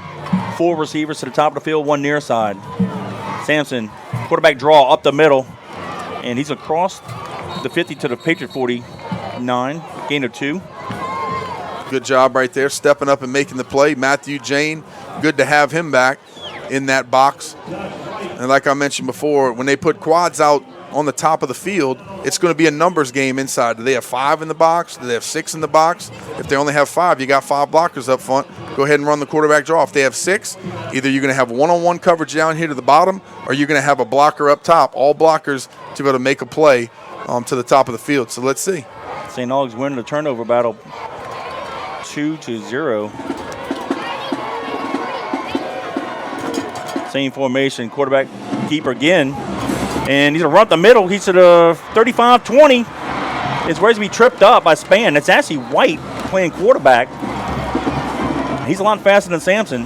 Well, first and 10 from the Patriot 20. Again, they had the numbers. We had 5 in the box. Jane actually shot the gap down here when the quarterback made the move. He ran to the top of the field, and nobody was there. And then, of course, our safety got to break down. Again, he runs past it. They make a move. Got to be able to break down and make tackles back there. 7:40 and counting. 3 receivers near side, 1 top of the field. Sampson's back at quarterback with Bailey. They hand it off to Bailey. He goes to the left. He's going to be hit, but he's going to fall forward to the 17, gain of 3. I'm going to give a shout out here to Red Lindsay. Remember Red? He retired from Jefferson Parish Sheriff's Office. He escorted the Patriots for 34 years, and last year was his last year. You want to say go Big Blue? We appreciate you for listening. And then Jason Knight sent us a text. Appreciate you as well. Yeah, Big J. Class of 99. That's right. We had a good defense that year. All right, twins to the left, twins to the right. Sampson takes the pass from center, hands it off to the running back. Bailey comes near side, and there's a late flag, but he got it to the 13. Take all we can get right now, my brother. Get those yellow flags out. Hey, credit Purple Knights, man. They're taking the fight to us tonight. Well, that's what I was about to say. You just mentioned it. We're losing the turnover battle 2-0. And on special teams, when you don't think they're going to do okay, they actually made 2 extra points, which I would have never thought they would have made 2 consecutive extra points, especially with the way that we get after it and block the football. So, yeah, they're on top 14-7. You're listening to it live on JohnCurtisPatriots.com. We got 6:46 left here in the second quarter, and this is a heck of a ball game, just like we thought it would be. All right, the penalty moves it all the way back to the Patriot 28-yard line. It'll be second down and long. They got to get it to the 10. Second and 18. 2 receivers to the left, 1 near side. Now they're going to have 2 running backs behind the line of scrimmage with Bailey out of the shotgun.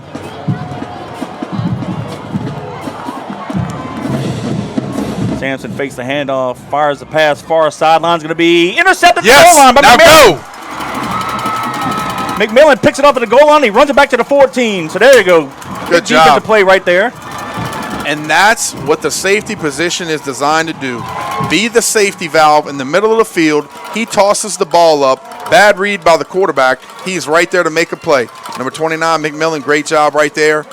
And the Patriots defense answers the bell once again. Offense, got to do something with it. 6:13 left here in the second quarter. Should be the 14-yard line. Yep, our huddle's just backing up a little bit. All right, so with 6:13 to go in the half, 1st and 10 Patriots at their own 14. Now, Danny, we got to do something here. And hopefully take some time off the clock. Don't leave enough time for St. Aug because St. Aug will get the ball at the halftime. That's right. 2 tight ends split to the right. Ball's going to be at the top of the field at that far hash mark. Guggenheim comes near side, and he's going to keep it. He followed the running back. He probably should have gave it, but he followed the running back in the hole, and he gained it to the 22-yard line, gain of 8. Well, that's what we need. Gain of it. Looked like we were about to do the old hurry up and hydration time. That's right. All right, so 6 minutes, right? Yep. 5:59 to be exact in the half. It's the official timeout for the hydration break. It's the Purple Knights 14, the Patriots 7. Kevin, for that scoring drive, I want to say thank you to Yaya's. Well, it's not scoring drive. For that timeout in action, I want to say thank you to Yaya's Comfort Food. Please go check them out. 2317 Hickory Avenue, right there in Harahan. Some of the best breakfast or lunch you will ever get. Give them a call for some of that catering, anything that you need. Go check them out. You will see me over there all the time at breakfast and lunch. I'm almost embarrassed to say it. I'm probably one of the biggest fans of the place, but it is fantastic. So please go check them out. Give them a call, 575-3434. Go to the website, yayascomfortfood.com, and tell them Danny, Kevin, and Robbie sent you. And like I mentioned, you'll probably always see me there. I was there this morning. Yeah, I knew it. Traditional breakfast. You know what's funny is grits. I woke the kids up. We had a party to go to. I said, y'all want to go to Yaya's? Yep. And they just didn't get out the house in time. we got caught up by time. But, yeah, they wanted to go, too. They love that place. All right, both teams are back on the field. Second down, 2. Ball at the 22. And they'll keep it to the far sideline. Twins receivers near side, split top of the field. We have 1 running back. That's the first time we've run this formation all year. Guggenheim under center. Option top of the field. He pitches it to Wren. Wren was in trouble, and he did the best he could to get back to the line of scrimmage. Guggenheim probably should have just ate that one. Yeah, nowhere to go. And he did a good job of just getting back to the 22. Yeah, just using his speed, trying to get as much as he could. But yeah, that's we really had nothing going there. Kevin, we got the younger tight end. I want to check him, man. That's number 84, Justin Brooks. Good-looking freshman, 6'2", 210 pounds, and Danny, they actually gave him a yard on that. He's going to be an asset. Wow. Yeah, that was a great effort there. 2 tights. Yep, 2 tights. Split near side. They'll keep the ball top of the field. Will come near side. Guggenheim keeps it. He's going to have the first down. Yeah, Kevin, anytime it's right now they have 6 defensive linemen. They're lining up, and it looks like a 6'2". I used to love the 6'2". Kind of what we were seeing a little bit. I think it was last week. You run that outside option, and you get to that second level, really nobody's there. You know what I mean? Yeah. They have nobody, to be there for the quarterback and for the pitch. So I love the outside option when everybody's basically going to be in the box on the line of scrimmage. They'll keep the ball top of the field. Guggenheim back to pass, looks near side, pump fakes. He's in trouble, and he's going to go down back at the 17-yard line. Loss of 9. Well, in this position, that's one thing that we can't do, Kevin. And sometimes when you call a pass play, you're not going to have it. You got to throw it in the dirt, you got to eat it, or you got to get the ball out of your hands quick to a playmaker like Corey Wren. And if you don't have it, the offensive line can't hold them forever. But I'll be honest with you, Kevin, they didn't hold them very much because right there, Colin pulled it down. That guy was on him. So we got to do a better job of blocking, and we definitely do not want to take a sack in that situation and let more time run off the clock. 2nd and 19 with 4:45 and counting.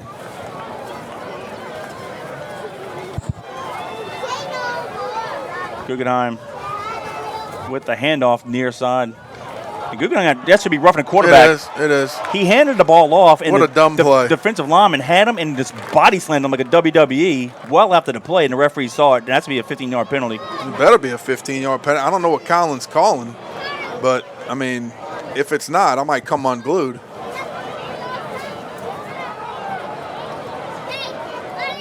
It was well after he handed the ball. The running back had it, gained there's an injured Purple Knight at the top of the field here. And they got nobody coming to see him. Come on, let's get to him. There they are. But the defensive lineman had Guggenheim by the waist. Yeah. And just picked him up and just body slammed suplexed him. Yeah. What could they be talking about this? What could they be talking about this long? I have no idea. I mean, goodness gracious, what is there to talk about? The guy had the quarterback in the backfield. The ball's obviously gone. You pick him up and you body slam him. Why did you throw the flag? Damn. Sorry. Goodness. Yeah, what you said. Yeah, come on. Come on now. Goodness gracious. Let's get on it. Mark, we're going to have to talk about this. Personal foul. There it is. All right. Well, that'll give us the first down. What else is there to talk about, though? Personal foul on us. Wait, on us, too? What are you talking about? Why did they even mark it off? They picked up the ball. They ran it 15 yards. Then they ran it back 15 yards and spotted it. What's the personal foul on us? Did we say a bad word or something? I have no idea. But when Colin got up to talk to the official told him something he didn't want to hear because he put his hands to the side and Gordon, see what they're saying down there. On number 1 for us. For us. Okay. So the running back shoved him? Shane Goins. What did he do? You have any idea? He must have shoved the guy. That's ridiculous. Oh, you mean after? Yeah. After. Well, goodness gracious, like so would I. I'm yeah. kind of upset that more of the offensive linemen didn't try to spear him after something like that, to be honest with you. All right, so the ball's at the 20. That's called football code. It's like throwing at a guy in baseball. So somehow we gained 1 yard on that deal. 4:25 and counting. Got to get it to the 38. Ball's in the middle of the field. Let's see what we do here. I hope we don't do a draw. Nope, we come near side with the option. Guggenheim keeps it, and he's going to fight his way to the 32-yard line. Well shy of the first down. Well, the sack right there just took us out. That just messed up the whole drive. That's right. Yep. Can't have sacks at any point in the game, Kevin, especially late in the second quarter when you're trying to put together a drive. And look, and Colin's got some great experience, and I think that rusher was just on him a little bit too quickly. He tried to look backside, and then the guy was right on him, and, of course, he tried to run and just couldn't do it. We got 2 receivers south of the field that's uncovered. Yep. We don't see it. We still didn't uncover him. We don't fake it. Oh, wow. McCready boots it. They had somebody that walked out there late. Yeah, but one guy. No, it was 2. One guy from All right. inside came out The real ball's late. going to roll down to the 18. There's a late flag. But they got 12 men on the field, guys. Okay, Ooh, that would be a first down. Nice job, Gordon. Good. That should be a first because it was like 4th and 6, I believe. That's what I want to hear. They've been confused, Kevin, like you just saw.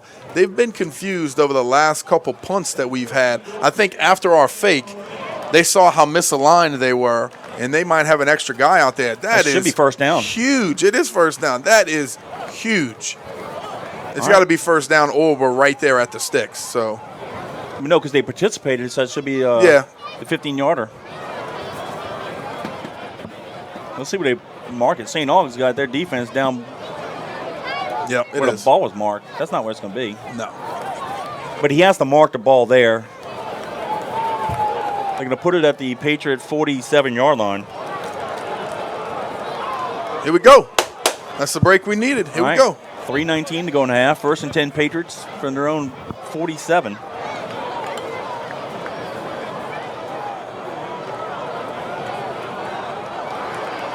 St. Aug is very slow getting their defense on the field. 2 tight ends, split near side, and former Davis.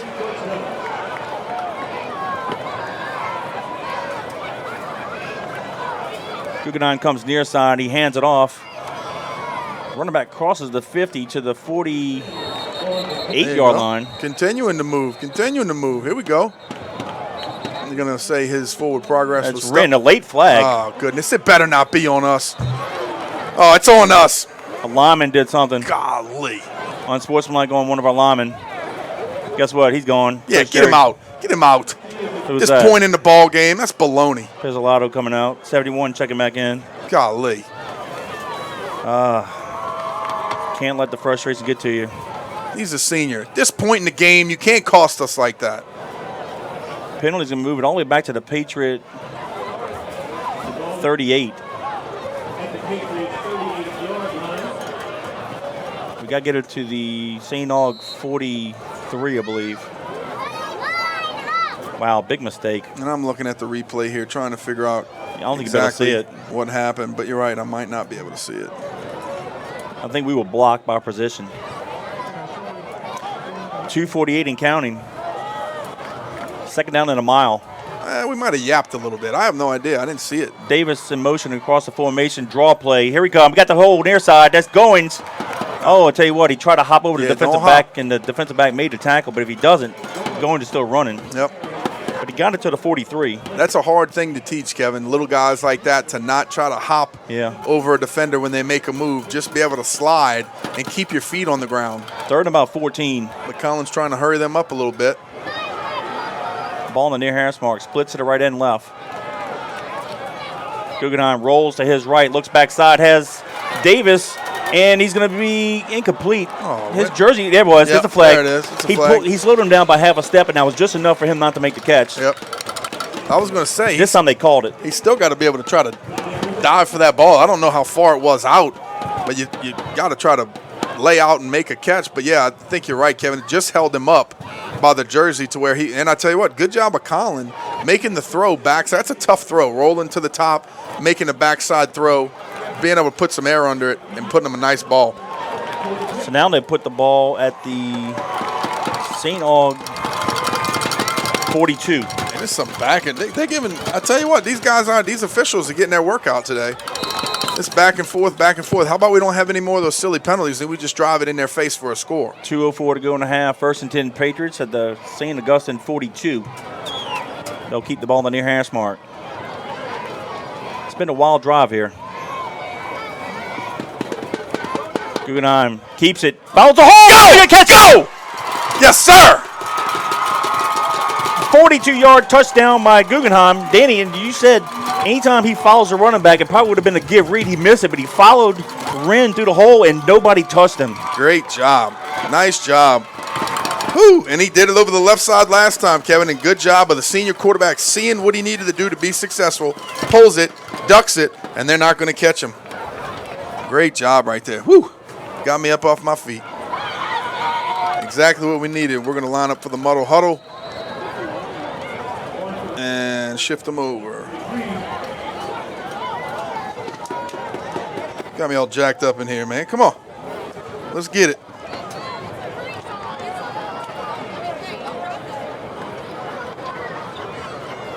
Patriots line up for the PAT.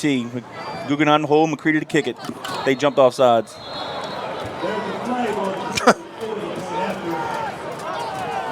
Gotta boot it better than that if you're gonna put it into it, huh?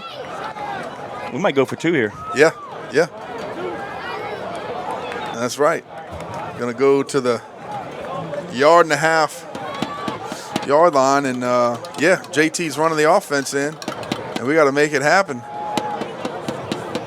Pizzolato's back out there. That was a strange drive. I'll explain that was a little crazy. And then we went back and forth. Then they jump off sides on the extra point. I'm telling you. A little bit more of the same. Patriots, I think, called timeout. I think we did. I'm not kidding, man. I'm not trying to be funny. Since 2013, Patriots Purple Knights is like LSU Auburn. It really is. I mean, some bizarre, weird penalties, weird turnovers. When you think you've seen it all, something else pops up. Like, all right, here we got a timeout here. That's an 8-play drive. We went 86 yards in distance, 4:44 off the clock. However, we went backwards, got forward on penalties, had to punt, but because he had 12 guys on the field, we got the ball back and then drove down the field on a pass interference, got the ball at the 42, and then run it from their end. It's wacky. Chad Farbacher loves when I say that. It's a wacky drive. And these games are nothing but that. They are weird and strange. And, hey, you know keeps it entertaining, though. It's about to be the month of October, man. Oh, yeah. The freaks come out at night. That's what they Friday. Say. Is there a full moon on there? All right, the ball's at the 1.5. 2 tight ends split to the right. Wren is the left side halfback. Goings the right side. Guggenheim on the center. We go to the right. Danny's going to follow his block and got it. Yes, sir. So Guggenheim got the 2 points. So the Patriots actually take the lead 15-14 with 1:57 to go in the half. And I tell you what, I thought Shane had it. And then Colin basically did the same thing, followed him, and got it in there for the 2 points. And I don't ever really mind that, Kevin, as a QB, to secure the football on a play like that. When you see the gap and you can secure it with 2 hands, get us on top by 1 point. I tell you what a good ball game this is. Kevin, for that scoring job, I want to say thank you to our Patriot Nation Men's Club. They're not really officially a sponsor, but they do a lot of work for the school over the last few years, and we want to say thank you for them going out there and tailgating this afternoon. Is the first opportunity for us to really have some tailgating before a game. Frank Massico, the president, was out there cooking some burgers and some jambalaya, and we had some soft drinks and beverages for everybody. So for our next game, everybody try to get out there and tailgate. We do have tailgating sponsors that you can get involved in. You can get out there and cook, hang up your signs, bring your tent out there, and advertise a little bit. So we want to say thank you for the Patriot Nation Men's Club for all that you do, and we appreciate their support of the school and of our teams, and of course everybody on that board. We want to say thank you for your special time that you give as well. White is going to be the far side halfback, and number 1, the near side. Again, he is not listed in the program, so unfortunately I cannot identify him. McCready to kick it off right to left. And he hammers it into the end zone. We were very close to jumping off sides at the top of the field. I thought we were too. Like very close. I thought we were too. I wasn't going to say it. You had to do it. Well, eventually our referees in the eventually they're going to call it. Again. Here we go, guys. We got 1:57 left here in the second quarter, and this has been nothing but a dogfight. John Curtis is on top 15-14. You listen to it live on JohnCurtisPatriots.com via YouTube, and it's been a good one. All right. Set it up for me, my friend. We didn't burn enough time. We left 1:57, but we got to make a stop because, again, they get the ball after halftime. Yep. So this could be an opportunity for St. Aug to steal possession, score here, and get the ball after halftime again. That's right. I think we have, 2 timeouts left? Should have 2. It says 3, but we should have 2. We just called 1. Yep. I was going to say, if we could actually stop them here in the actually, we first should have couple 1 downs. left because we called 1 down. We called 1 at the pass and the fumble. Mm-hmm. And then we called 1 down here. So that's right. We should have 2 left. We have 1 left. 1. Yeah. All right. 1st and 10 from the 20. Trips near side. Sampson back to pass. Throws it far side. It's complete. And he's be Hit out of bounds around the 20. And right now, that's really what we would hope for. Somebody to get out of bounds, stop them short of the first down. We have one timeout left. Force them to punt.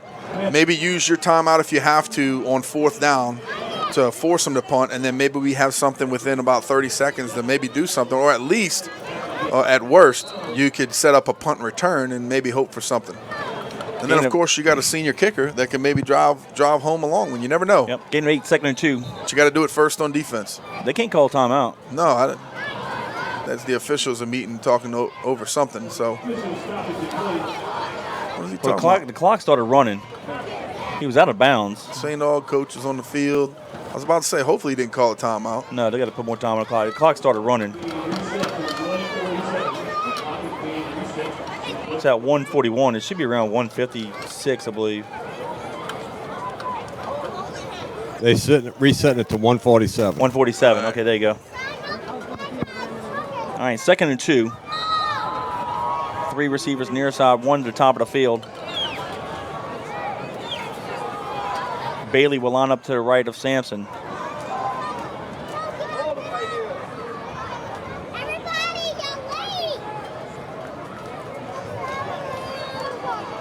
Sampson's just getting some signals now. He's relaying them to the receivers. Yeah, they're going to run.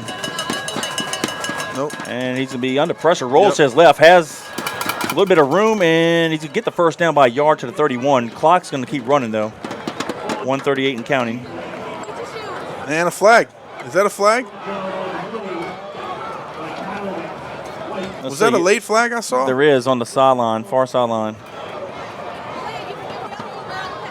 That's going to be interesting. Well, I tell you what, these officials are doing a good job of trying to settle both teams down. I mean, they're not messing around. There's no warnings. They're throwing flags on everything possible. That was a sideline warning on that. Sideline warning, good. Okay. Good.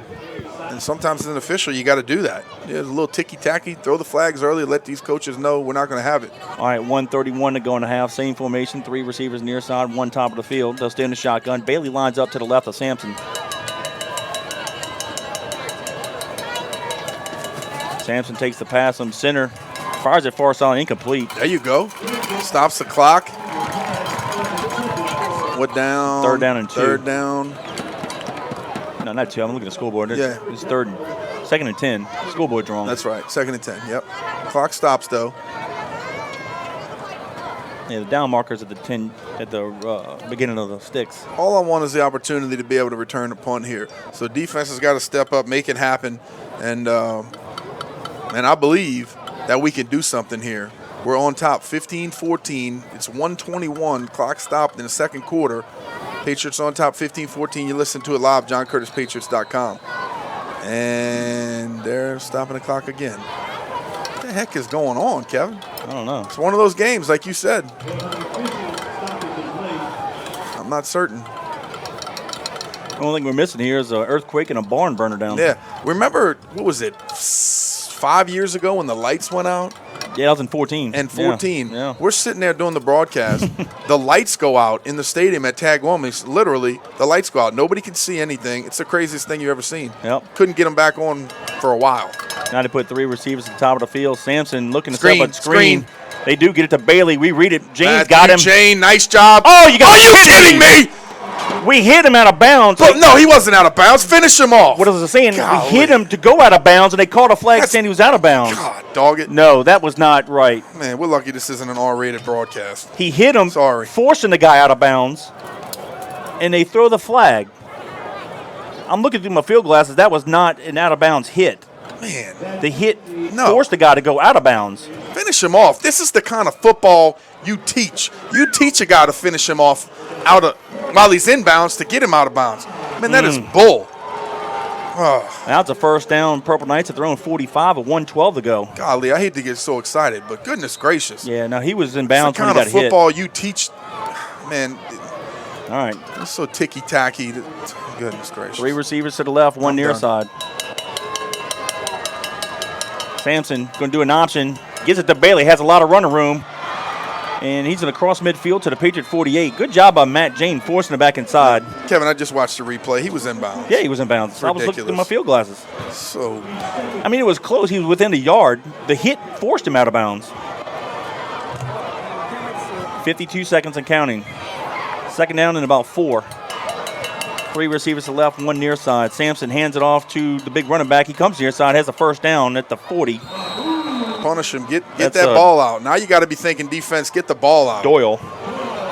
Those sticks are going to move. The clock is going to. Now they're going to have an injury. Stop for a minute. Yeah, number 51 is down on the field, and they have 38 seconds left. Who's that, Kevin? Joseph, one of their linemen. Yeah, and it's stopped with 38 seconds left. The ball is on, where are we at? The 40. 40-yard line. 15-14, Patriots on top so far, and the Purple Knights are driving. Wow. Hey, again, one of those games. We know it's going to be that way. But it's been fun, that's for sure. It always is. Been fun and exciting, and hopefully their players okay, and Coach JT's back out to talk to them once again. Get with these officials and see what we got going on. But, man.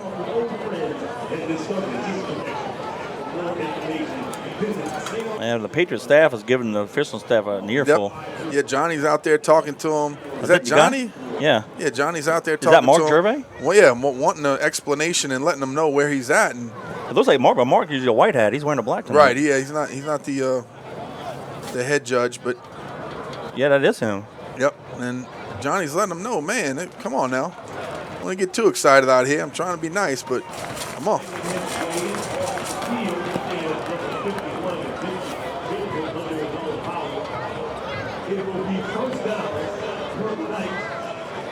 All right, 1st and 10, Purple Knights in the Patriot 40. 38 seconds to go in the half.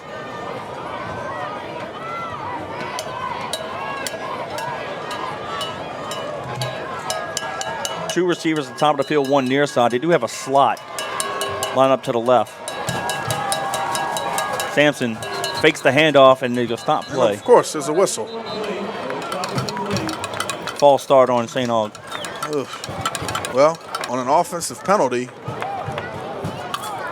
was there a stop in action the play before? The injury. Okay, so technically the clock should start. It started. No. It's at 31 now. Not yet. It started before. Yeah. So it really should start as soon as they blow the whistle for play. Blow the whistle for play. Let's see if Aug's ready to rock and roll. All right, so the ball's at the 45. They have to get it to the 30 for the first down, so it's 1st and 15. We don't have to wait for their substitution. Blow the whistle.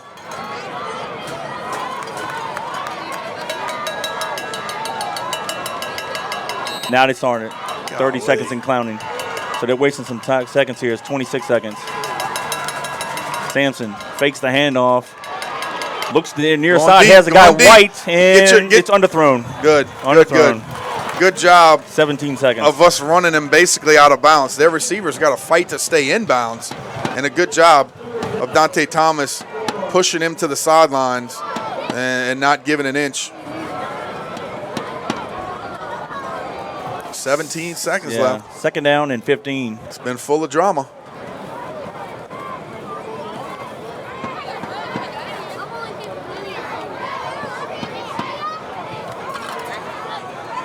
All right, they're going to line up with 3 receivers to the left, 1 near side. Bailey will be the running back. He's going to line up to the left of Sampson. They'll stay in the shotgun. Got to put some pressure on Sampson. Here it is. He steps up. Angelo almost has him. Get to him, Matt. And Matt Jane forces him out of bounds. Good job. Angelo was on him as well. Yep. But it's going to stop the clock with 10 seconds. And he got it to the Patriot 38-yard line. So it should be 3rd down and 8. So gain of 7. Yep. Good job of their quarterback getting away from the pressure right there. I thought we did a good job. I think that was, I'm not sure if that was Angelo. Angelo got him. No, I'm talking about on the front side, putting on the initial pressure. Oh, yeah. Was that him? I believe so. That could have been him, or maybe he just kept coming. Maybe Martin, but a good job of those guys getting into his lap, forcing him to get outside. All right, 10 seconds to go in the half. 3rd and 8 from the 38. 2 receivers to the left, 2 to the right. Ball in the near hash mark. Please stay deep.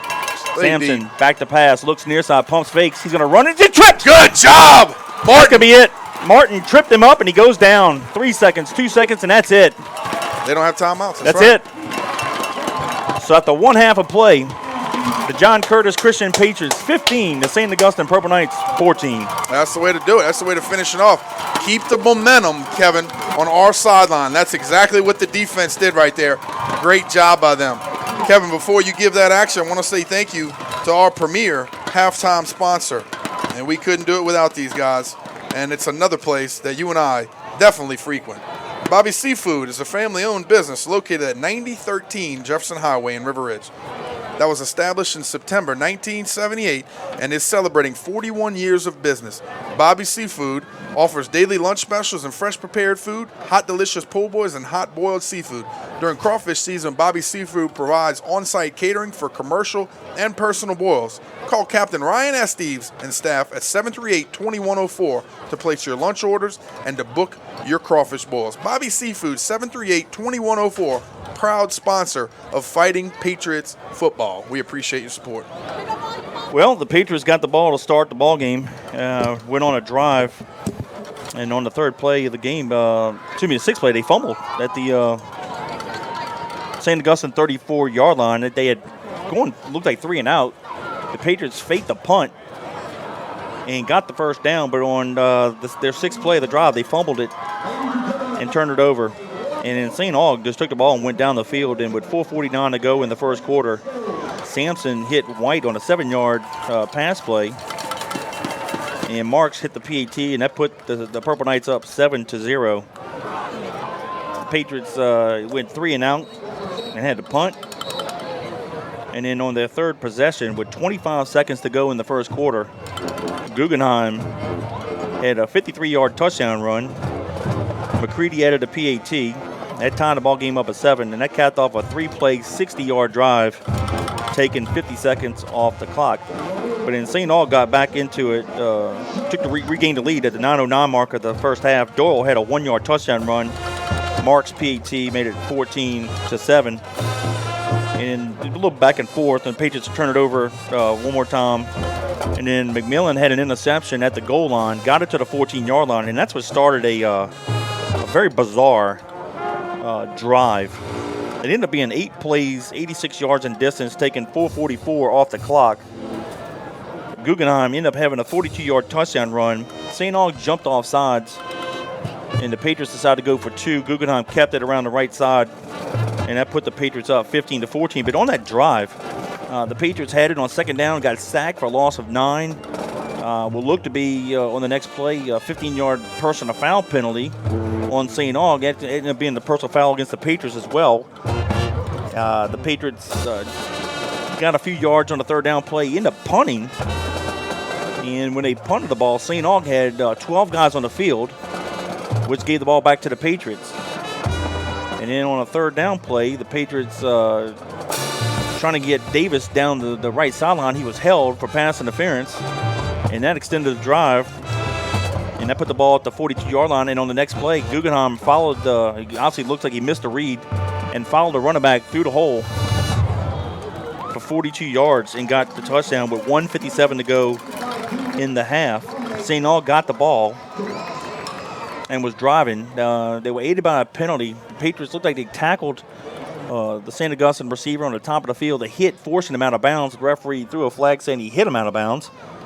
And that gave St. Aug 15 yards. They ended up getting it to the 38-yard line. And with 10 seconds, with no timeouts left, the Patriots put some pressure on the St. Aug quarterback. He rolled to his right and got tripped up by Marquise Martin. And fortunately for the Patriots, unfortunately for St. Aug, they had no timeouts left, and that's how the first half ended. So after one half of play, it's the John Curtis Christian Patriots 15, the St. Augustine Purple Knights 14.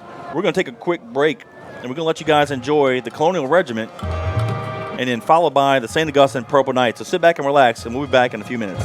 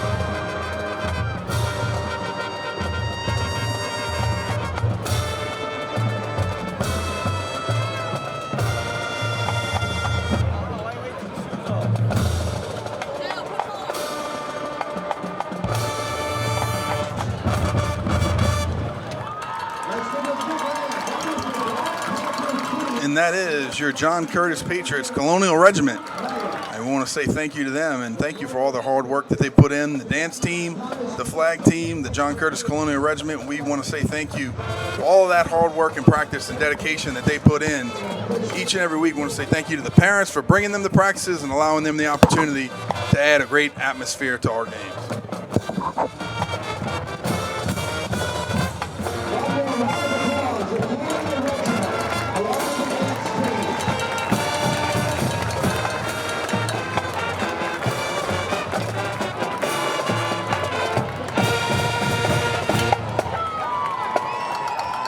That was a nice job by the Colonial Regiment. I think, Danny, while a lot of people come to St. All games, we're about to see right now the Purple Knight Band. Well, Kevin, it's funny, but it doesn't seem like, man, people out there will know what I'm talking about. It doesn't seem like New Orleans would be as New Orleans without the St. Aug Marching 100. They are sensational, and we're going to let you listen again to this special treat here on this Friday afternoon. It's been a beautiful night also. Saturday afternoon, excuse me. I keep saying Friday because I'm so used to playing on Fridays. Here we go.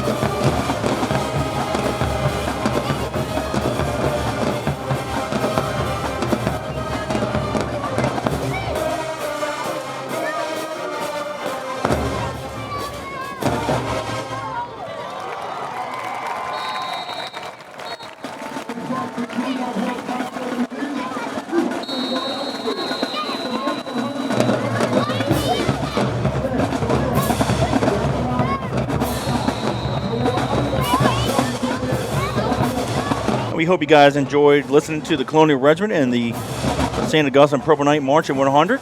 We don't always get a chance to take a little break and let you guys enjoy, but like Danny said, that is St. Augustine, New Orleans when it comes to bands, and we wanted you guys to enjoy that real quick. Danny, you didn't get a chance to talk right at the beginning of the halftime. Your thoughts of the action, what happened? Well, I tell you what, it's been one of those crazy games so far, just like we expected it to be. We thought it was going to be, I don't know, I would have thought a little bit more explosive plays so far, but defensively, honestly, has been pretty darn good. And then at times, we've just had too many penalties. I mean, on both sides, unsportsmanlike penalties, personal fouls, things like that. We got to shore that up. Undisciplined teams do things like that. We should not be undisciplined at this point in the season, and being the John Curtis Patriots, we should not be undisciplined. So we got to shore that up. We got to do a better job with that. But it's been an exciting ball game so far. Both teams hitting each other in the mouth. But like I said before in pregame, who is going to last? Who is going to be better conditioned in the fourth quarter, do the things that you need to do throughout the ball game to be successful later on, and we'll see. But it has definitely been an exciting first half that we knew it would have been. As I said, from 2013 through last year, we've had some bizarre tight games, some bizarre plays, odd ways of turning the ball over on both sides. The margin of victory by either team from 2013 through 2018 was between 1 to 9 points. Last year, the Patriots hammered the Purple Knights by 36. And if you remember, the Purple Knights, we're complaining a little bit about, Big E being out and Matt Jane just come back. If you remember this time, it was week 6 when we played St. Aug. They had 10 guys, most of them were skill guys, out with all ACL injuries, which I've never heard of before. And they ended up getting, I think, 5 of them back before the end of the season. So just imagine if the St. Aug didn't have those 10 guys out last year, last year's game could have been as competitive as what we see tonight. So put last year's game aside. What you're seeing tonight is indicative of what happened from 2013 to 2018. Very competitive.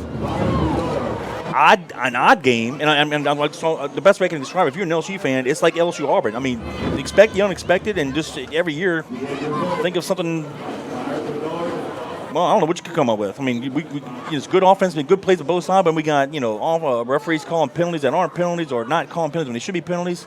Corey Wren fumbling on the sideline, popping out, the guy's out of bounds. Yeah, I mean, weird stuff. Calling out of bounds penalties, personal fouls, and when the guy's inbounds, it's just been crazy. Look, credit St. Aug. I mean, look, they got the most NFL talent of any school in the state of Louisiana. I mean, these guys have some athletes, and they are a darn good ball club. They're a lot better than what they were last year, and I think because of the injuries. Yep. But it's what we expected. And I didn't want to jinx this, but I was talking to Coach Johnny Curtis before the game and said, at some point, the offense may not be clicking on all cylinders. I don't necessarily want to jinx us, but, I mean, we're doing some things right, but then a few things uncharacteristic. The 2 fumbles have hurt. We haven't really turned the ball over really all year long, except for tonight. But you do that against a good team like St. Aug, it could come back to haunt you. Well, you're exactly right, buddy. I want to say thank you and happy birthday to Reggie Bergeron as well. And a happy birthday from the Patriot Nation Men's Club. I want to say, Reggie, appreciate what you do and helping out, and happy birthday, buddy. Hey, I want to give a shout out to a fellow Patriot of mine, Carlton Cisco. He's out in Katy, Texas, just on the west side. And he's enjoying the broadcast, says it looks and sounds really good. And we appreciate him being a loyal listener. And there's been a couple times where, unfortunately, you haven't been able to make the broadcast in the last couple of years, and he's been your stunt double and done a great job with that. So we always appreciate him being on the bat line and answering the call. I want to say thank you to my old sports agent, Brian Parker. He's up in Nashville listening to us. He said, you and Kevin, hands down, the best and most entertaining broadcast duo in football, hands down. Thank you. Well, hey, we are definitely pro-Patriots. We make no bones about it. But we're going to call it like it is. And when we mess up, we're going to get on them. And then when the other team makes a good play, we're going to give them props too. We're going to call it like we see it. But we are homers. We are definitely homers. We are homers. Then, unfortunately, we are removed. Somebody told me a couple weeks ago, man, y'all kind of hammer some of these younger kids. I said, no, we don't hammer them. We tell the truth. unfortunately, we were there This before. ball game is who's going to dominate. Here we go. Physically. Be smart. We can afford no more goofy penalties. We understand that. But we've got to be physical, be smart, and play to the ball hard. Kickoff team, let's get one more time down and back, and the kickoff team ready to go. Go! Go! Take off! Man, Coach ain't playing. Yep, no, he's ready to go. You can sense the frustration in his voice as it is in ours. I mean, we watch these guys and like, oh, come on, man. He's keeping his intensity high, which is exactly what he wants the football team to come out and do in the second half. Be intense, be physical, play with great effort, and play smart. And that's what you got to do. That's what good football players and that's what good teams do. But, Kevin, yeah, it's been a good game so far. And you know what? I got a feeling it's even going to get better here in the second half. Oh, yeah. And I'm hoping for it to be on the Patriots side, if you know what I mean. Hey, we're giving got a little shout out here from Angela's grandma, and she's want to know what Angela's doing. She must have checked in a little late, and that's Angela's playing well so far. Has been putting some pressure on the quarterbacks. Has a couple tackles, no sacks, but a couple hurries. Mm-hmm. And he's one of those guys that as the game goes on, he gets better. Yeah. If you remember, let me go back. He's a senior this year. No. Would have been his sophomore year at Zephyr Stadium. Remember, we beat St. Aug, and it was a fourth down play long, and he sacked the quarterback at the 1 yard line. That's right. And we got the ball and then punched it in just to get lanyard points. But, yeah. And the reason why he's not making a lot of sacks, credit St. Aug, they're in the shotgun formation, and then they're quick throwing it. Right. We can't get to him. That's right. And, Kevin, going back to kind of what I was saying, we're not really hard on these guys. We just call it like we see it, and then if they think that's being hard on them, wait till they can play in college. Then they're really going to understand what being hard on somebody is. I'll say this. And we love them. If these people saying we're hard on them, these guys get pawpaw JT Curtis. That's right. When I played, that is true. Coach JT was 37 to 41 years old. Yep. And he still had a little P&V in him, you know what I'm saying? A little P&V, you know what I mean? Yes, sir. And of course, some guys in the 70s, they were like only 4 or 5 years behind him. So he and Coach Leon used to put a helmet on and go up against those guys back in the day. That's true. That's true. Even though Kevin and I wasn't part of that 70s and you were part of that 80s bunch. No, I was 85 to 88. Right. I was going to say, you're part of that 80s bunch, but even though we weren't part of the earliest late 60s, early 70s bunch, we still got some pretty good stories, too, now, of some younger coaches. Oh, yeah.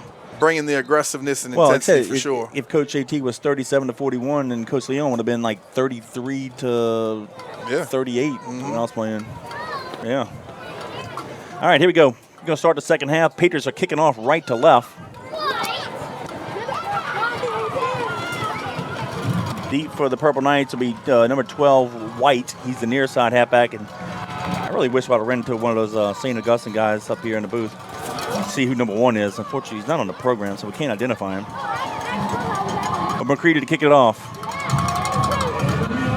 And he hammers it deep in the end zone. And the Purple Knights will have it 1st and 10 at their own 20. But no, we appreciate all you guys listening to us on JohnCurtisPatriots.com. This is our 9th year. It's hard to believe we started 2011 was our first year doing this. Blink your eye, and here we are in year number 9. It's crazy. I told somebody that today, and they were like, wow, 9th year week, because there was somebody new to the school. They had only been around since last year, and they kind of thought we were new, too. I said, well, is that how we sound? Oh, no, you guys sound great, but we had no idea y'all been doing it for 9 years. I said, yep. You know, it goes quick when you have fun. We weren't the first high school to ever, do internet broadcasts, but in the New Orleans area, since we've been doing it and people caught wind of it, other schools are doing it now. All right, here we go. 1st and 10 from the 20, 3 receivers to the left. They'll stay in the shotgun. Sampson is going to hand it off to the running back, Bailey. And the Patriots do a great job tackling him for no gain. Maybe 1. Let's see, at the 20 and a half. Let's just give him 1. So it'll be 2nd down and 9.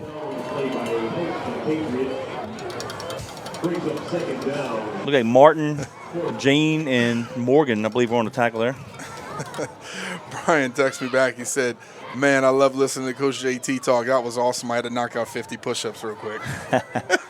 Yeah, we love it up here in the booth, too. It still gets our juices flowing. We'll have to talk about the first time we heard that. Oh, yeah. Good chance. Twins to the left, split near side. 2nd down and 9.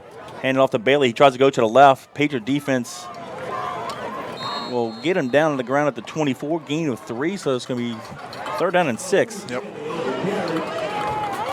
And we always talk about coaching at halftime, Kevin. And adjustments, yeah. Open up the line of communication, make the adjustments, talk to your kids, talk about what they're seeing and the mistakes that we've made. And I think technology has played a big part in that, Kevin, over the last few years, being able to kind of see the pictures, not just talk about it, but being able to actually live see the pictures from a camera, a phone, see how the plays are shaping up, how a guy is blocking, and hopefully we'll see some of that come out here in the second half on how we've made those great adjustments. Sampson, quarterback draw all the way, and he's going to be tackled shy of the first down. Should be 4th down and 3. Great job. They had 3 receivers to the left with a slot to the left and a split near side, and that was a quarterback draw all the way. They just wanted to kind of spread the field. But credit the we were right there. The linemen for holding their lanes, and then the linebacker polished them off. I believe that was Matt Jane. Matthew Jane and Colin Morgan came up in support as well, and did a good job forcing a punt. This is what we want. Deep for the Patriots, near side is going to be Span, far side is going to be Corey Wren. They're going to stand at the Patriot 40. Do not jump off sides here. It's 4th and 3. Number 68 is the punter. Decent punt. Yeah. Span. Corey Wren catches it, middle return, and he's going to get it to the 49-yard line of the Patriots. So the Patriots will have it just right at midfield with 9:36 to go in the third. Good job right there. I tell you what, that was brave. Caught it in a lot of traffic, and he caught it on the run, hit it full speed, got some extra yardage, and great field position right here for our opening drive of the second half. 9:36 left. Patriots are on top, 15-14. 9:36 left here in the third quarter, our opening drive. Colin Guggenheim gets the play, communicates with Coach Jeff on the sideline, and let's make it happen offense. They actually moved it to the 48, so we got to go 52 yards, which we've done before. Ball in the middle of the field. Wren, the near side halfback. Goins, the right side. Splits to both sides of the field. Guggenheim power play to Wren. He tries to turn the corner, and he does not. He lost a yard. 2nd and 11. That's the first time we've run that tonight. Yeah, sure is. And they did a good job. Actually, when Shane was the lead blocker right there, he did not know who to take. 2 guys popped up. It's usually the outside guy on the line of scrimmage where we're either kicking out or hooking back in. And 2 guys popped up and really had nothing there. Hey, we'll give a shout out to fellow Patriot Joey Augustine. Played from 1977 to 79, number 13. He's checking in from Grants Pass, Oregon. Wow. Thank you, man. 2nd and 11. He'll place the ball on the top of the field. Guggenheim back to pass. 3 steps, throws the far side. Caught by Davis. Ball's on the ground, and they're going to recover it. He caught the ball, got hit at the knees, and as he fell down the ground, the ball came out, and it's going to be recovered at the St. Augustine 43-yard line. Wow, big turnover there. Mama said third fumble of the night. This. I tell you, there's just a little bit more of the craziness that comes from a game like this. We have to have and that's legit. Ball security. Yeah, that was a legit fumble. He turned, didn't tuck it away. The ball was right kind of in his stomach area. They put helmet on the ball, and the ball came out. Come on, let's get off the field. Let's do what we got to do. You know what the offense is doing? No, what do we call? They got 2 balls on the field. The official is getting that one off. Yeah, come on. Defense, let's go. What are we calling? We got 33 guys on the field. Come on, guys. Yeah. Seriously. First down, St. Aug. What are we doing? The official to the bottom had no idea what was going on. JT tried to keep the offense out on the field. Not, sometimes that happens, but that one, like you said, offense, Kevin, get off. Pretty cut and dry. Throw the ball. We fumbled. They got it. Yeah. Let's go. I mean, we're milling around like a bunch of cows. Let's go. Come on, defense. 1st and 10, Purple Knights from their own 43. 8:50 to go in the third. 3 receivers near side, 1 top of the field. Sampson takes the pass from center, steps up into the pocket, going to come run near side, and he's going to get tackled at the 45-yard line by White. Gain of 2. Good job. I tell you what, I feel a lot better about our defensive linebacker position when Jane's out there. Yeah. He just gives me a kind of a settling feeling, a little bit more comfort. Yeah, exactly. Yeah. He's got more experience. He's been there, done that. Senior leader out there, and it's good to have him back. Same formation. They're going to hand it off to the big running back, Doyle. And he's going to power his way across the 50 to the Patriot 48. He's going to be shy of the first down by, I believe, about 1.5 yards.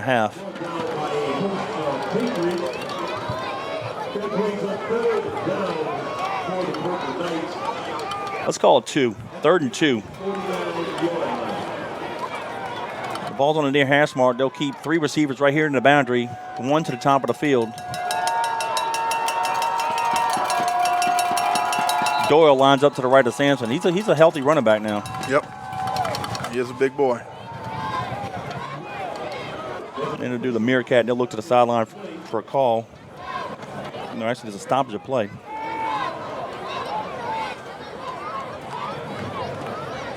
Is there a flag in the play? I don't see a flag anywhere, but they're discussing. It's almost like they're discussing something. There is a flag. They waved it off. Yep. Yeah, there was a flag way back when at the 34-yard line of the backfield. What was that about? I didn't see it. That was weird. All right, here we go. 3rd and 2.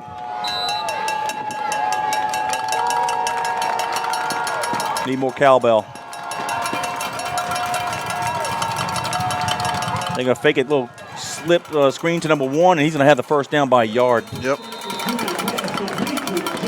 Good job of coming up and challenging it, though, Kevin. Yep. I like that better. Dante Thomas kept outside position right there. They had to come back in. Colin Morgan came up. Jane running from inside out. Good job right there. They picked up a couple yards, but you know what?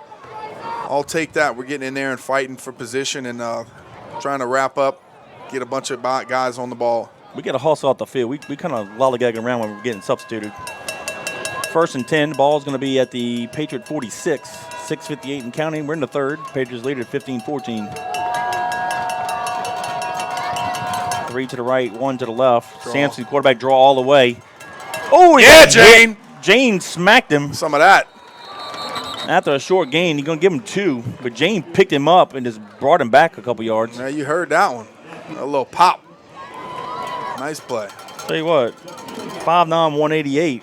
Oh, yeah. He plays every bit of 210 back there at linebacker. He, like I said, he surveys the field, and he'll come up and thump you.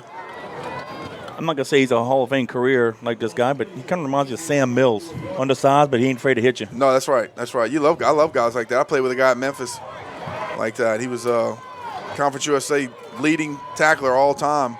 But, yeah, he was probably every bit of 5'11", but, man, come up and smack you. All right, this time 3 receivers to the left, 1 near side. Sampson back to pass, looks to his left. He's going to be flushed out. He's going to have a lot of running room. White's not going to be able to catch. There's a flag on the play, probably holding. Yep. And he runs out of bounds. He has the first down at the 32, but I think they held us. Holding offense. Come back. Yes, sir. Whew. We need that. I want to give a shout out to Miss Betty, Mr. Vernon Walker out in Phoenix. I want to give a shout out to Rue. You know who Rue is? He's David Higgins' dog. Rougarou? Rue. Didn't say go Big Blue. We appreciate them always listening to us from out in the desert. That's funny. Steve Curtis had a dog named Rue, too. Oh, yeah? It's a good old Cajun dog name. Oh, yeah. I might name my next kid Rue. What you think? Boy or girl? No. All right, official timeout on the field. 5:53 to go in the 3rd. It's the official hydration break. The Patriots 15, the Purple Knights 14. For that stop in action, I want to say thank you once again to Kel Kopecki and Exit Realty NOLA Premier. They're a full-service brokerage firm, residential, commercial, and leasing. They have cutting-edge tech to help buyers and sellers. They offer retirement and beneficiary benefits for all their agents. Go check them out at 2200 Veterans Boulevard, Suite 206 in Kenner, 70,000. Call them at the office, 298-3948. Visit the website at www.exitrealtynola.com. Licensed by the Louisiana Real Estate Commission. Each office is independently owned and operated. Go check them out, 2200 Veterans Boulevard in Kenner, 298-3948. Website, exitrealtynola.com. Exit Realty NOLA Premier, we appreciate your support of the Patriots.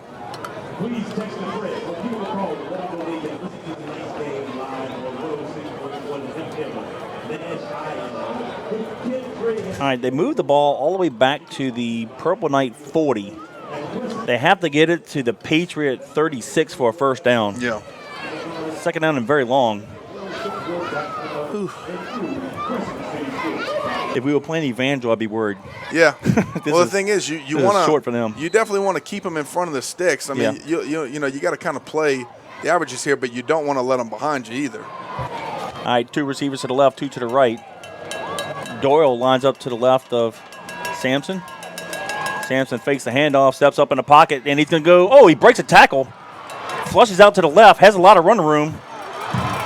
And he's going to be tackled at the Patriot 48-yard line. Jane, again, nice job. Davis had him. Yep, Davis made him cut back inside, Yeah. which was good. And I think that was Jane out It there. was. No, it was. I didn't see who had him. It wouldn't have been a sack, but it would have been a short game. But he broke loose from that lineman's grasp. Definitely more athletic quarterback. Oh, yeah. Well, if you remember, Carr, that quarterback gave us some fits. Oh, yeah, big time. And like I mentioned before, it's hard to cover guys downfield 5, 6, 7 seconds at a time. It just can't happen. So defensive line got to get up in his face, make him move, make a play. It's called 3rd and 12. Same formation. Sampson looks to his left, fires a pass, caught far sideline, and he stepped out of bounds, but he stepped out of bounds about 4 yards shy of the first down. Yep. I don't know if he gets the first down, he might, but if he turns left, back towards the field. Back inside. Yeah, he might give himself a chance. He might have the first down, but he just caught the ball, turned to the right, and he was I think out of that's bounds. I think that's habit, catching the ball as a receiver and turning outside. But the point that you're making is, Kevin, you got to know where you are on the field. Right. You got to if you know where line you up are that close to the boundary. That's right. Exactly. All right, 4th down. They're going to go for it. Ball's at the 42. 4th and 6. Come on, let's go. Come on, defense. Same formation, 2 receivers to the left, 2 to the right. And a flag to delay game. Wow, that cost Good. St. Aug 5 yards. Be 4th and 11. Golly, that's just. That, I hate to say it. Well, which maybe that's what they were going for, Kevin. If they said we're going to make up our mind and punt, I don't think St. Aug needs a lot more room to punt, though. Personally, No. But that's also the kind of things that'll drive a coaching staff nuts. That if that's not what you were intending to do. Span and Wren will go back deep for the Patriots. They're going to stand at a 10. Span near side, Wren to far side. Halfback. St. Aug doesn't have a punter yet. He's There the he last is. guy to come on the field. Come on, buddy. Punt team, punt team. And they were shouting that on 3rd down. Should have been.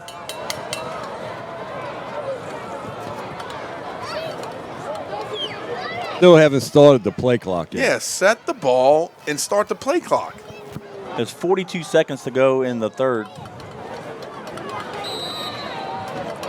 Now they start the clock. 40 and counting. That was a fast 3rd period. Slow snap. Wobbly kick. Wren is going to let it roll. Did it hit one of our guys? Everybody get out the darn It way. hit one of our guys, and they got Golly. the ball at the 6. Oh, my goodness. We got the ball. I hope we did. Kevin, you Holy mackerel. as a returner, you have to make your mind up. You're going to be aggressive to the ball, or you have to call Peter early, and you run up and get everybody out the way. We got the ball. I don't know how we did. Cannot afford Wow. to. We So can't it- afford. I know. So with 24 seconds to go in the 3rd, a miracle happened. The Patriots recovered it at the 6. Wow. And it's not just Corey. Our guys got to get their heads up, looking for the ball. But that's what I'm talking about. That's Call Peter, get in the way. Let's communicate. But that's the kind of plays that's been taking place in this series since Yep. 2013. It's the most bizarre game. Like, when I look at St. Aug, I'm like, I'm not afraid of playing them. No. I'm afraid of what's going to happen. The goofiness. It's crazy. Here we go. All right, 2 tight ends. Split to the right. Got to protect the ball here. Ball's in the middle of the field. Guggenheim comes near side. He's going to keep it, and he's going to fight to the 12. Denny, on that play, it looked like the running back clamped on the ball, so he just fouled him A little bit. through the hole. Sometimes you'll see it, if a play is very close and the quarterback might be a little indecisive. Colin's got such a great duck step that it's hard to tell sometimes. Either the running back clamped down on it, or Colin just followed him in to say, I'm going to give it late, or I'm just going to pull this one late because it's really close, so let's see how it works out. But the good thing about it is I think the running backs and he have a good feel for what you're trying to do. Well, that's the end of the third quarter. Out. So after 3 quarters of play, the John Curtis Christian Patriots 15, the St. Augustine Purple Knights 14. Woo! It's been good. For that third quarter of action, I want to say thank you to Jean Lafitte Harbor. They offer a wide range of services and rentals, such as bow or rod and reel fishing charters, RV campground rentals with 30 and 50 amp hookups, cabin rentals for small or large groups, airboat swamp tours, boat storage and boat slips, workboat rentals, pavilion rentals for hosting fishing rodeo fundraisers. They have a fully stocked hardware store and marina, and new this year, you can dine in at the Barge restaurant for breakfast or lunch. For more details, visit www.jeanlafitteharbor.com or contact John Curtis Christian School alum Shaw Cuevas, class of 2005, at 504-689-2013. That's 689-2013. Jean Lafitte Harbor, we appreciate your support of the Patriots. Danny, after a lot of action in the first half, that was a pretty conservative third quarter, both sides. Yeah. But here we go, 12 minutes to go. Patriots lead by 1. They will now go left to right. The ball's at the 12-yard line. I can say second down to 5. We'll stay with 2 tight ends split to the left. Wren and Goings are the halfbacks. Will come near side. Goings has it. That's Wren. That's it. Corey Wren. They're not going to catch him, boys. They're not going to catch him. Woo! He gone.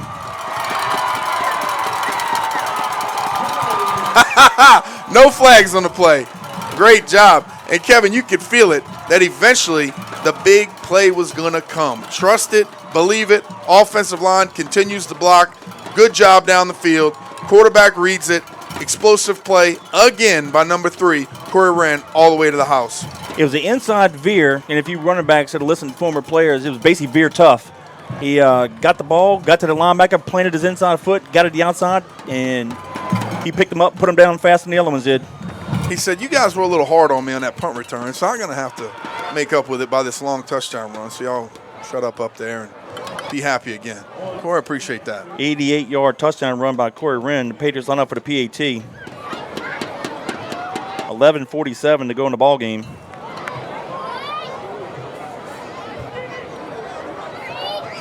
Snap, plays, kick is up. And it's good. So 11:47 to go in the ball game. It's now the Patriots 22, Purple Knights 14. Kevin, that scoring drive, I want to say thank you to one of our own, Dr. Donald Faubacher, John Curtis Christian graduate, and today a primary care doctor at East Jefferson General Hospital.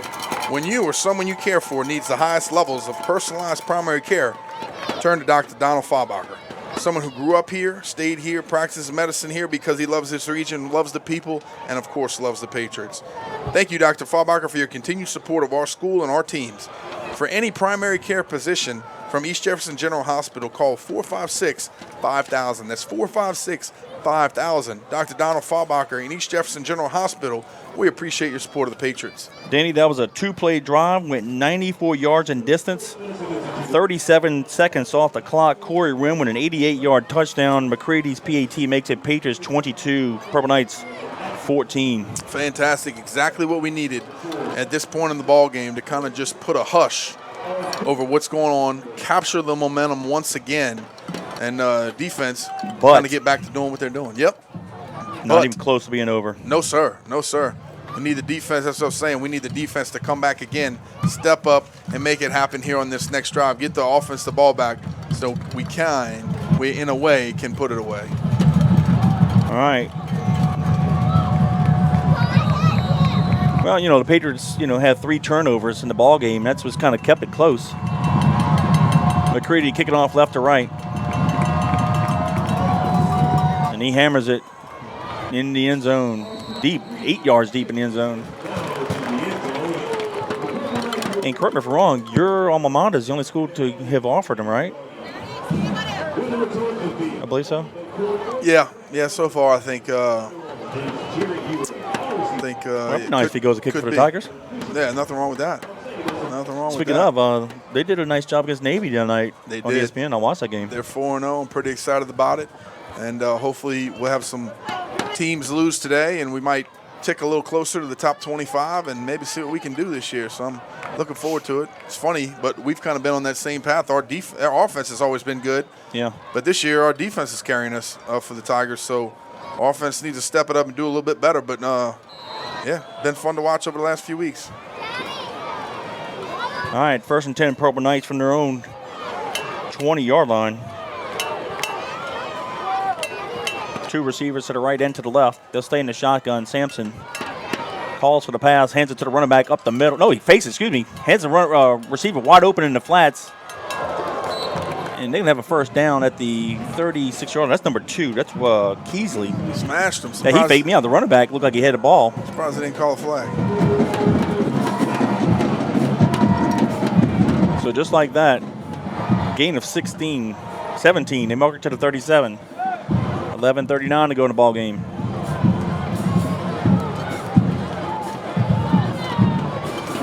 Eight-point lead for the Patriots. They'll stay with the same formation. This time the ball's on the right hash mark. And they moved.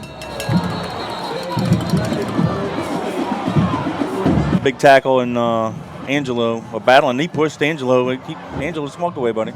Yeah. Get away from that foolishness. I think that guy's had enough of Angelo. Yeah. I was about to say, Angelo could do his talking between the whistles. Well, that's what I'm saying. I think though he's held his own, Angelo don't have a sack, but I just think he's tired of blocking him. He's outwarmed his welcome. He's getting worn out. Yeah. All right, here's another little text here. Wishing a happy birthday to Angelo's Pawpaw Michael. So there you go. Pawpaw Michael, happy birthday to you, buddy. Yes, sir. There you go. Let's let Angelo get a little upset and wear him out on this one. Ball to 32, 1st and 15. Fake the handoff. White keeps it, goes around the right side, has a little running room, gets the penalty yards and 2 more. And, oh, my goodness, we hit this guy 3 yards out of bounds. Who was that? Morgan. Oh, my goodness. On their sideline. No, he's clearly out of bounds, and we plow into him. No, that's not Morgan. Morgan's coming in now. My bad. I'm sorry, Morgan. Misidentified him. It's ahead of 0. It's 20. I thought it was 10. Wow, that's a huge penalty on the Patriots. And that one's legit. Matter of fact, the kid is laid out on the sideline by the bench. That's how far on the side of bounds he was. I think he hit him right with what's the white, about 2.5 yards thick? I think it's 3. He darn near cleared the white when he got plowed. Yeah. That's how far the bounds he was. Yeah, the white might be more like 2. I'm sorry. I don't know. I forget. It might be different. Well, let's just say this. He was way out of bounds when we hit him, and that's a bonehead play. Moves the ball to the 49. They hand it off to Bailey, and he's going to get it to the Patriot 42.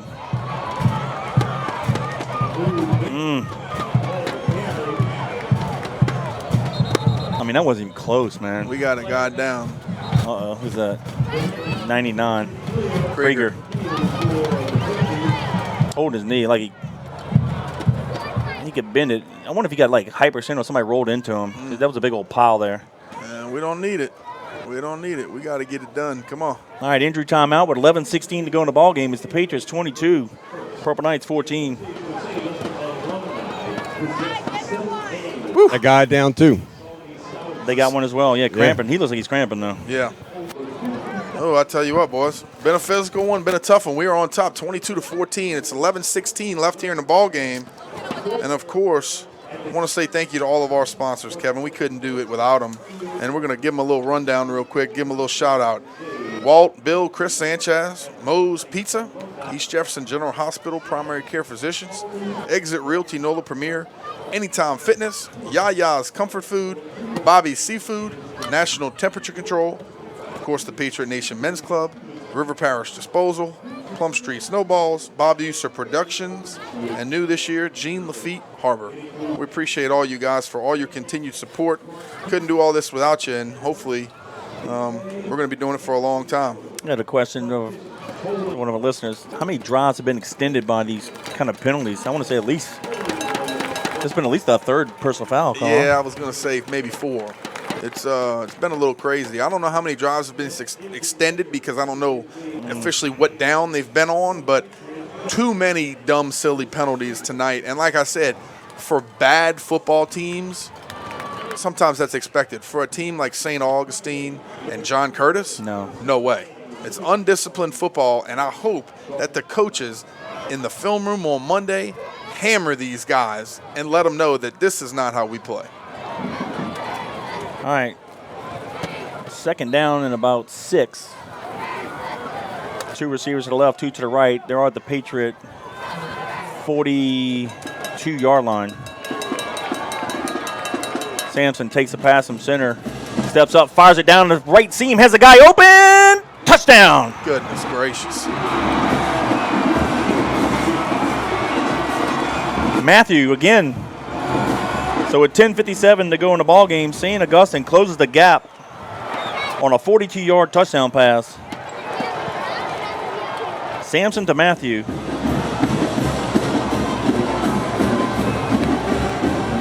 Yep. I don't know what coverage we were in, but Colin Morgan was definitely in the trail position. I'm not sure where the safety was or what we were playing, but they had it the entire way. It was a nice throw. Actually underthrew it by probably a yard, but good job of them getting in the end zone. Yeah, I would think so. They should. The offense on the field, so they're going to try to tie it here. Yep.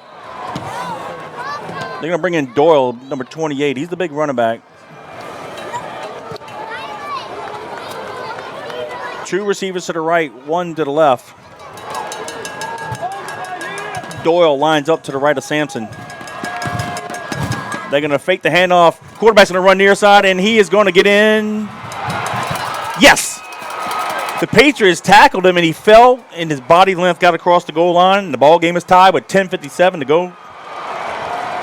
22 Patriots, 22 Purple Knights. They signaled it, okay? Yeah. Okay. The guy at the bottom of the field. I'm looking at our guys saying no way, but you got that replay, Rob?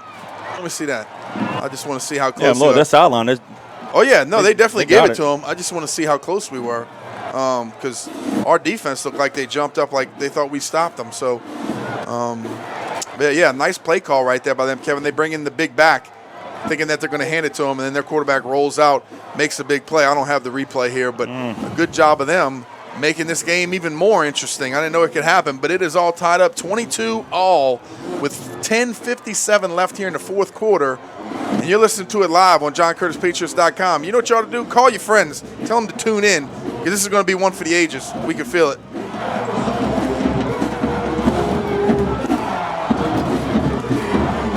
I mean, their sideline is juiced ignited. Up. That's the right. fans, the bench. The band. The band's cranking up. They're rocking, baby. They're ready. Some good Saturday night football here in South Louisiana. And you know how you shut that up? Score. Yep. Bring one to the house.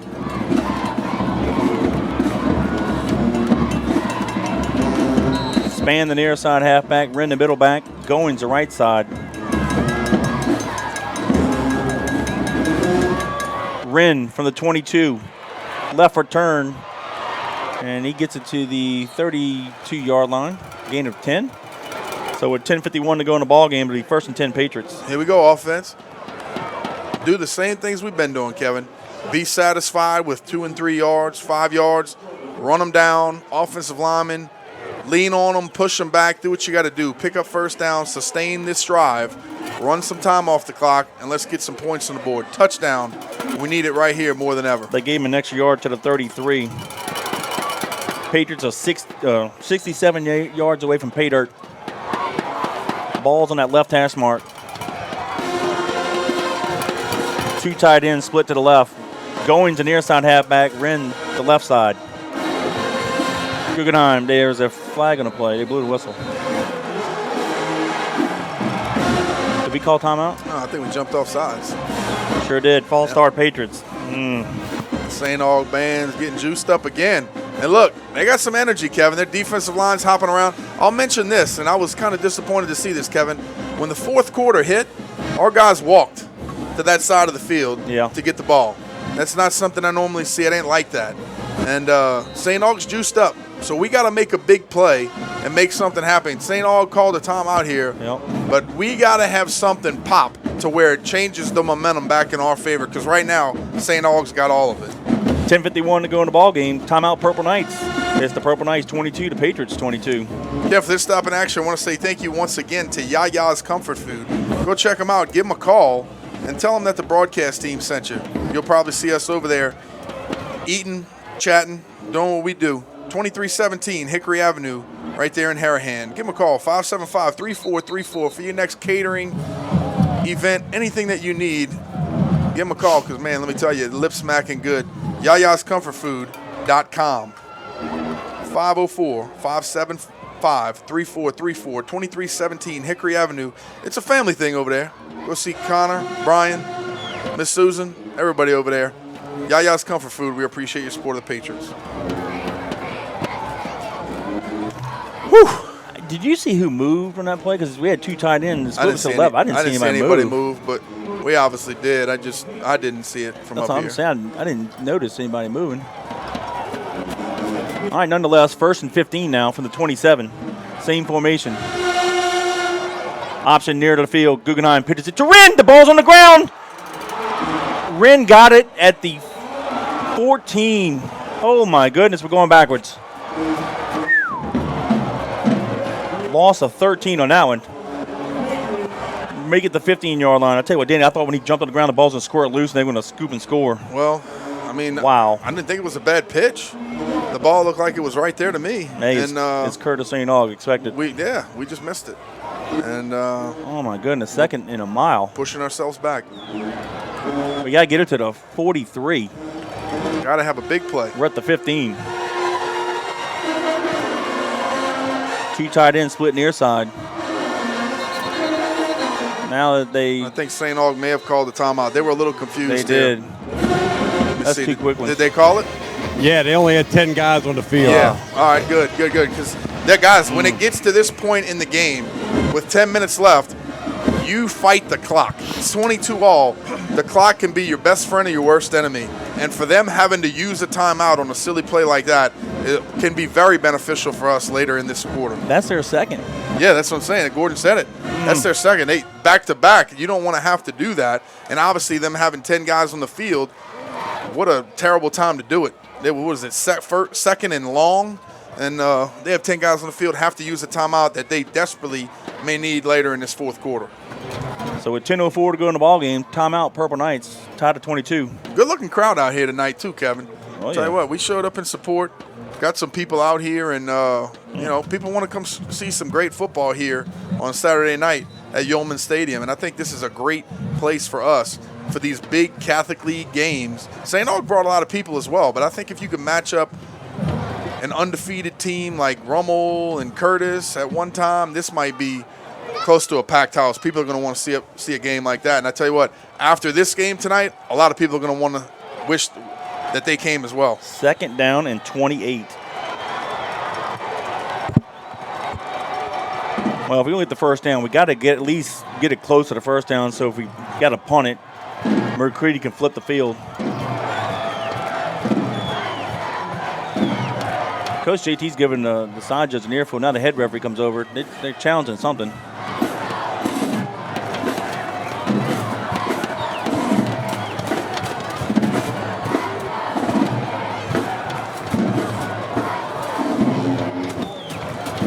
I'm not sure. I'm trying to. A lot of times you can read body language. Gordon, get down there. A lot of times I can read body language and kind of see what's going on or what they're talking about, but I have no idea. I don't know. The ref's saying they have 2 timeouts left. What? No. That's what Johnny was going a little crazy about. They took 2. Yeah, that's what he was saying. I hope. I hope these guys are smarter than that. Hey. Let's focus on 2nd and 28 right now. Let's rock and roll. Well, the first one that they took was when – was it on this same drive or was it last drive? And then and then the second one was here. I don't understand 2 that. consecutive plays they called. Yeah. What the heck? I don't know. All right. 2 tight ends split near side. Ball in the near hash mark. Will come near side. Play action. Play action pass. Has a guy, Taylor, open. Oh, it's going to be intercepted at the 42. If Googs throws it a little further, he had Taylor open. Well, threw off his back foot. Yep. We didn't have the best protection. He kind of had to throw on the back pedal. And He had that's, him. as a QB, Kevin, those are the things that you work on. I specifically used to have drills like that, to lay that ball up and over on a play-action pass. You know, when you're on your back foot, and we got to get it out there. And look, here's the thing, too, Kevin. You don't always have to wait for a guy to get deep. You know Right. as well as I do as Load a up there. receiver.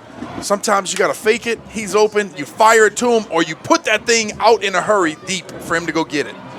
That was the right play. We had it. Just didn't execute We had it. That's what I'm saying. Yeah. But on the fake, Yeah. if you see it and you feel pressure, plant your back foot and let it rip deep. And Yep. that receiver will run under that ball. If he throws the ball right where he did Yep. a second earlier, that's a touchdown. 1st and 10, Purple Knights from the Patriot 42. 2 receivers to the left, 2 to the right. Sampson hands it off to the running back, comes near side. That's Doyle. Crosses the 40 to the 38. Should be a gain of 4. And he's running hard. He's running hard. I'm going to give a shout out to Jay Tracy and Haley Eckert. They listen to us in New Brunswick, outside of San Antonio. Appreciate you.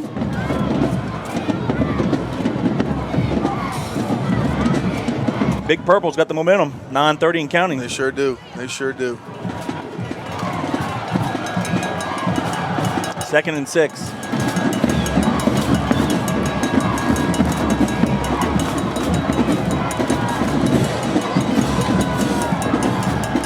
Even their band's playing it's hard for the quarterback to hear. Sampson hands it off to the big running back up the middle. You're not supposed to play when you're on offense. He think he's might a have the first down. He might be short. I think he's a Let's little see. short. Come on, it's about a yard or so. What do you think? Where are we at on the field, Gordon? Yeah, let's say about that. 30 yard? It's hard for us to see on this angle, but it's about that. Yeah, 3rd and a yard. All right, on, thank defense. you. 8:50 and counting. Get up and in his face. We need a tackle for a loss here, Kevin. Hole over the center. They can run it to the big guy up the middle and probably get it. Come on, give him some pressure. Give him some pressure. Sampson looks at the sideline for a play. High snap. They give it to the running back right there up the middle. And he should have the first down. We got to get that ball back. Got to rip that ball out, Kevin. We need the ball. 8:21, and after this first down, the clock is going to start again. Good job of them bringing that big back in and just pounding it forward for the first down. And the clock has started, and this is all tied up, 22 all. 8 minutes left here in the fourth quarter. Yep, clock is starting. 3 receivers to the right, 1 near side. St. Aug's just going to wait and milk the clock. What is what you want to do for them?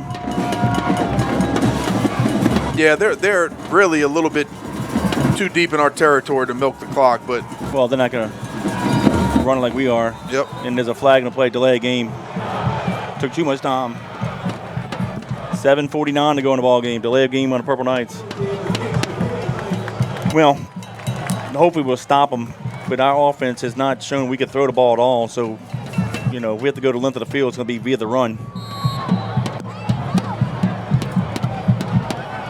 Which we could do. Corey Wren already went 88 yards. yep, we can definitely do it. Yeah. We can definitely do it. But We've been our own worst enemy at times tonight. no, I think we've been our own worst enemy most times. 4 turnovers. Yeah, it's not something you normally see. 3 fumbles and an interception. We talked about the turnover margin in big Yeah. games like this. They're going to throw it over to Bailey. Go out and get him. Yep. And he's going to have the first down, the penalty yards and a few more.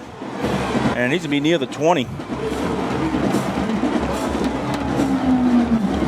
Yeah, St. Aug has all the momentum. Well, we got to pick our heads up. That's the bottom line. We got to get some energy about ourselves, pick our heads up, and go to work. We need a big play. Somebody needs to step up here, make a big play, and make it happen. All right, the ball's at the 22, 2nd down and a long 1.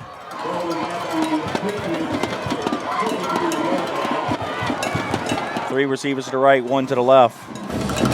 They can hand it off to the big running back right up the middle. He's gashing us to the 10. First down, Purple Knights. Yeah. Matthew Jane came to the bottom of the set here and looked like he was going to come off the edge. 11-yard line. And obviously that's a linebacker that's removed from the middle. And they ran it right up the middle and gashed us once again.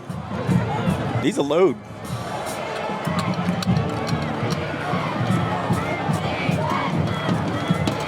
They Come can on, get defense. They can get a first down without scoring. So it's gonna be 1st and 10 from the 10.5. They can hand it off to the big running back Doyle. He gets it to the 8. 6:08 and counting.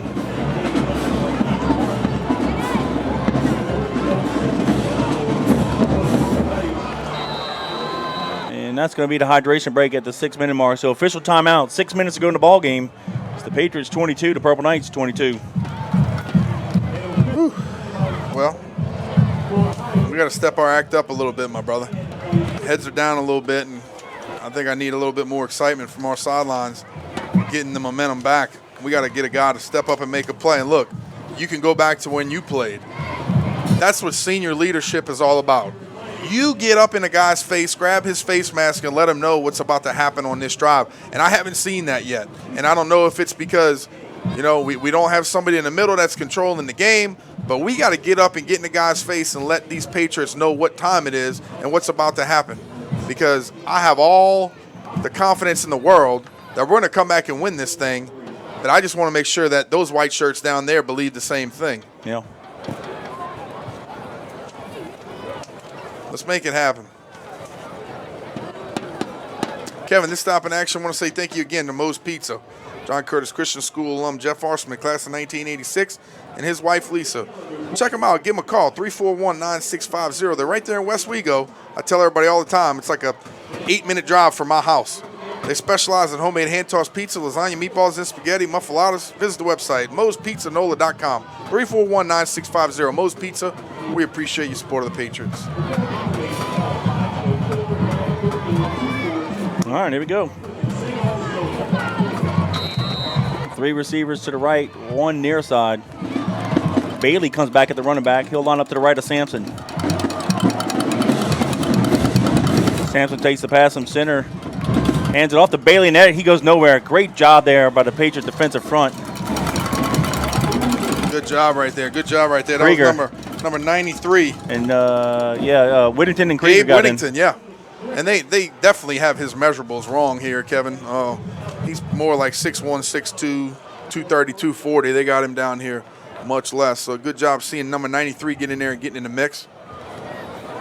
Yeah, Whittington hit him first. Krieger polished him off. And that's what you need. Tackle by committee. White hats get to the football and get these guys wrapped up. They're very athletic. You're not going to get a guy down by just touching him. You got to run through and tackle by committee. 5:18 to count. They're not going to get it off. They're going to be delay game. Then they call timeout with 1 second. Wow. 5:13 to go in the ball game. Timeout, Purple Knights. And Kevin, still tied at 22. Like we mentioned, that should be their last. They should not have another timeout in this game. They gave it. If I had a second, I'd be running down there at the hall and talking to those officials. I'm not going to get into it. Scoreboard has 2, should have 1 now, but that actually technically should be the 3rd timeout of the game, but somehow miraculously they got an extra one.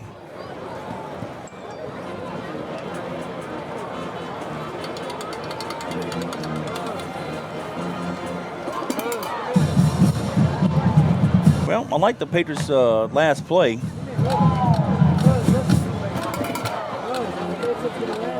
Got to put some pressure. We haven't put a whole lot of pressure on Sampson. That's the thing.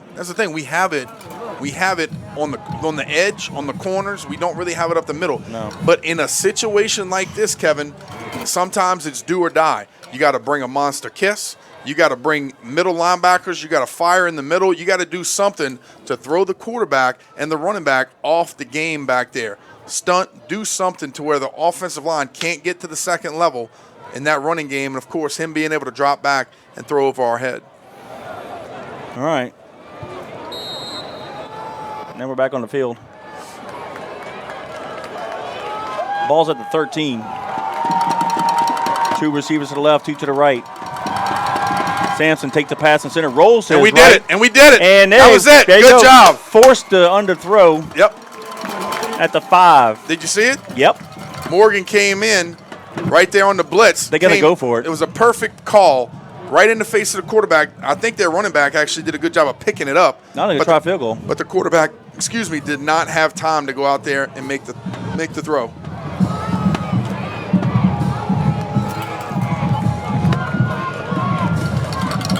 They're going to bring a kicker on, try a field goal.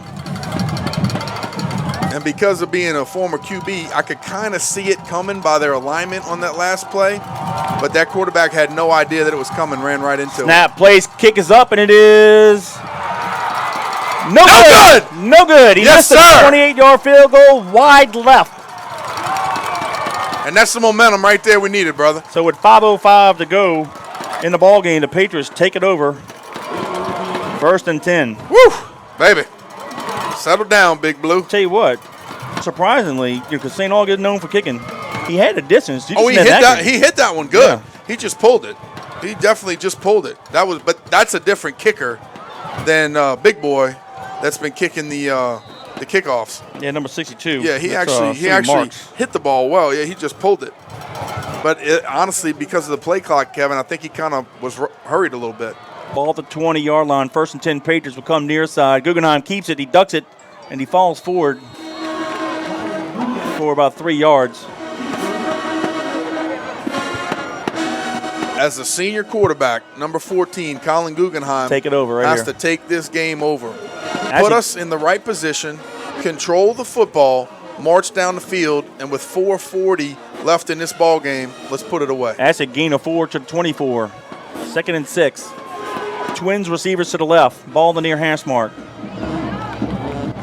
Guggenheim comes near side. He's going to keep it. He's at the 30. It's a foot race. Go. 40. Go. 50. Go. 40. Go. 30. 20. 10. Dive. Touchdown. Woo! Guggenheim took it to the house from 86. From 76, excuse me. Yeah, baby. That's what we needed. 4:20 to go in the ball game. Patriots 28. Woo! Purple Knights 22 with a PAT pending. I tell you what, Danny, that's 3 long touchdowns he's had tonight, and nobody's come close to catching him. No doubt about it. Great job. Great job. I tell you what, almost from the back end, I thought that there was a chance, and he did a good job of just picking those feet up, not letting them get to him, and putting that thing all the way in the end zone. Great job right there. Army's going to get a great one there. By Colin Guggenheim, and I tell you what. He's winded. We just said it. Take control of this football game and put it away. You want me to tell you the bad news? Got to play defense. There's 4:20 left on the clock. Snap. Place. Kick is up. And it's good. So we got the bonus point. Patriots 29, Purple Knights 22, 4:20 to go in the ball game. Whew. For that scoring drive, I want to say thank you to our family's company, River Parish Disposal. Go check us out right there on 7201 Airline Drive in Metairie. Block past David Drive. Matter of fact, Little Farms Avenue, you leaving school, basically dead ends into our yard. 7201 Airline Highway. Come see me at the office for all your commercial garbage. Business stinks, but it's picking up. 738-7700 River Parish Disposal. We appreciate your support of the Patriots. Danny, that was a 2-play drive, 80 yards in distance, 45 seconds off the clock. Guggenheim with a 76-yard touchdown run. McCready's PAT makes it Patriots 29, Purple Knights 22. Whew. It doesn't get much more exciting. Kevin, let me tell you something. In the last 9 years, we have called some fantastic ball games. And this has got to rank up there. It's not over. With a bunch of them. Yeah, it's not over. And that's the thing. That's why I know. Tell you what, if you paid your $7 to $10, whether you bought the school or you got here at the gate, you're getting your money's worth tonight. No doubt about it. No doubt about it. This has been fun to call. I know it's been fun to watch for all the people out there. Both sections are standing up. Everybody's excited. The cheerleaders, the student section, all the parents, the whole sideline. Everybody's juiced and standing up. From a big play from St. Aug, you're going to see the exact same thing. This has definitely been exciting.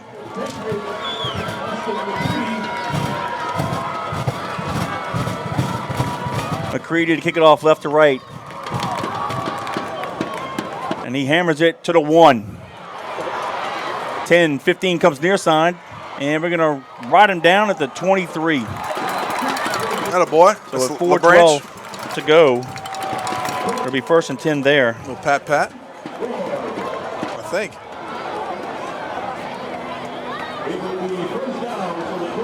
Danny, just on touchdown runs alone from Guggenheim, he's got 3.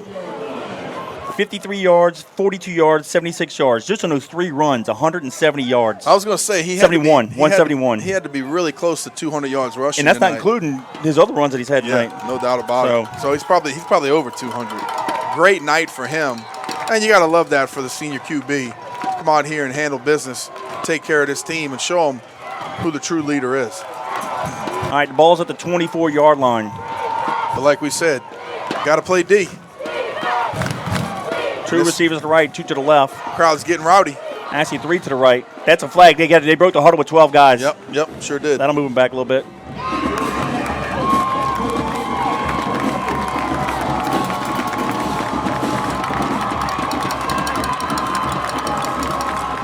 Hey, want to give a shout out to Suzanne Blake, class of '86. She's up in Chapel Hill, North Carolina, watching this. Appreciate you. That's Zachariah's mom. Oh, yeah. All right, moves the ball back to the 19. 1st and 15. 3 receivers to the right, 2 near side. You can hear the Patriot fans on their feet cheering. Quick pass, got him.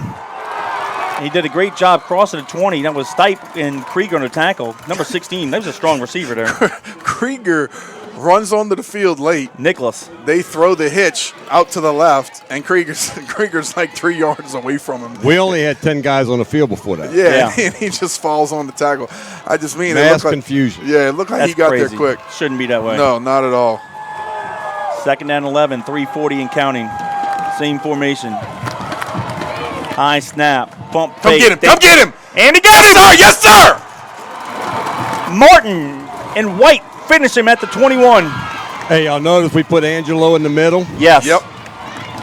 And now they're fighting amongst themselves. That's right. Look at them. Yeah, Angelo will make you do that. Hey, you had him. No, you had him. They're No. screaming at each other. The linemen are yelling at each other. Y'all all got him, and you can't block him. That's the problem. And guess who's on the edge? Number 15, Ogeron. Here, look. There's mass confusion by Big Purple, and it's 3 minutes and counting. Right. Good job. Let's go, Ogeron, Angelo, Martin. Let's go. Yeah, hey, you get the players out there. You could do it. There we go. Same formation. Back at the 21. 3rd down and 13. Snap. Sampson looks near side. Throws it. Has the guy White. He breaks a tackle. He's going to have the 1st down, but it's a flag. Flag down here. Flag down here. Let me tell you something.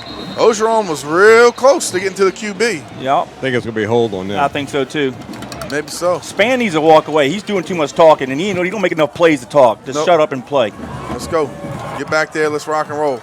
All that shucking and jiving stuff. Get in the all game play, buddy. Here we go. Let's go.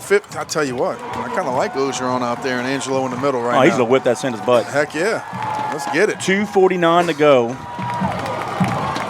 And Ogeron goes out. They haven't placed the ball yet. I think Ogeron's throwing up out there. He's gassed. He is. Yeah, he is.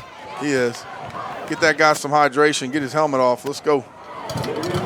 Oh, yeah, he losing his groceries big time. That's what happens when you play both ways and you play with the intensity that he does. Ball's at the 9. They have to get it to the 34. Yeah, we all been there, done that, right? Lost groceries a time or two. We've had a couple quarterbacks uke on the center. Come on, Angelo. Whip him. 2:49 to go. Sampson takes the pass on center, looks near side, steps up in the pocket, and he's going to be dropped. Yes, sir! Matt Jane got him at the 5. Nice job, Jane. Kevin, I'm not joking. I just watched Angelo. He's killing that center. 3 guys tried to block him. 3 guys didn't block him. 3 different guys couldn't block him in the middle. Nice Angelo job. is riding that center like a rented mule. Well, here's the thing. When you have an offensive line that has to take up, and this is what Big E does, he takes 2 blockers at a time. But when you could single out linemen for each defensive guy, you got the numbers, just like we were talking about in the first half. But when Angelo's taking 2 and 3 guys at a time, you're not going to get it done. You see the difference on defense. Something's wrong with Jane medically. They took him out. Staff's looking at him. He might have, well, Berger's walking with him. He might have hit his head. The referee identified it. They're going to do a concussion protocol. Okay. Referee identified him quick. And Yep. medical staff is jumping on him. I don't know. Gordon, maybe you can check it out for us. All right, the ball's back at the plays at the 6. It's 4th down and 28. They're going to go for it. They start the clock. 2:20 and counting. 3 receivers to the right, 1 near side. They're going to have 1 running back. That's Bailey, backed by Sampson.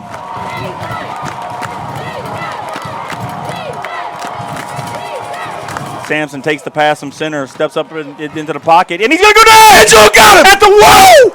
Yes, sir! Yes, sir! Angelo smoked his man and ripped him down at the 1. Huge sack. Woo! Danny, I said it at halftime.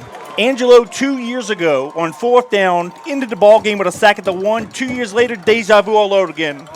You asked for your senior leadership to step up and take the ball game over. Angelo looked at his coach and said, put me in the middle. I'm going to make my plays, and he did it. Just like 2 years ago, it's 1st and goal from the 1 after Angelo makes a sack on the 4th and long. Wow. And I tell you what, good news, though. Matthew James. James fine. Yeah, not concussion. They look like he came out and they were checking his arm or taping something else up or something like that. Well, credit the referee for identifying that, making sure that his safety was okay. He looked a little woozy coming off, but Angelo, in that last series, he took that center and he rode him like a rent a mule through the desert. Man, was that exciting. I tell you what. 2 minutes exactly to go in the ball game. It's 1st and goal from the 1. 2 tight ends split near side. Quarterback sneak will work it. Guggenheim goes to the left. He's going to fight it in, and he's in. Touchdown, baby. Strike up the band, baby. Put the game away. 1:57 to go. The Patriots extend the lead. 34-22 to PAT pending. And it's funny, man, how all of a sudden you get one little thing happen, one little spark, and it starts a fire underneath the team. And that's exactly what happened. You got a senior quarterback that takes that sucker to the house from how far? 88. 88 yards to the house. Oh, talking about Guggenheim? Yeah, Guggenheim. 76. 76 yards to the house, and then we're a different team after that. Great job, Patriots. I'm a reserve comment after the game. I'll make a statement. Here's a snap. Place. Kick is up. And it's good. So with 1:57 to go in the ball game, the Patriots 36, Purple Knights 22.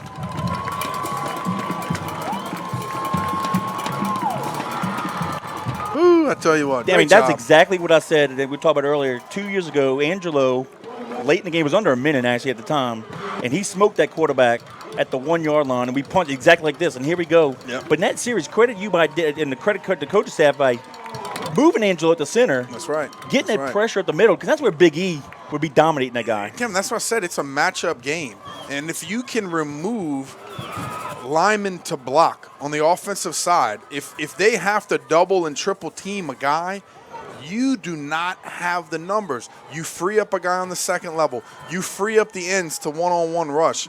It is a different ball game, and that's why we've been used to that over the last couple of years with Big E and some other older defensive linemen in front, being able to take the matchups and make us play man-on-man football.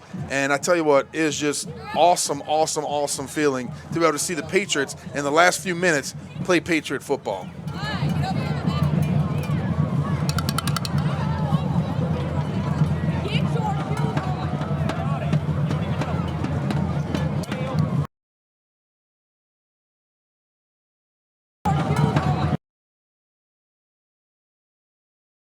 You know what? It's Curtis.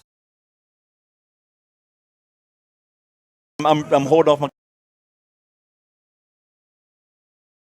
Again, back to the school. Like you said, it's not finished out yet. We got 1:57.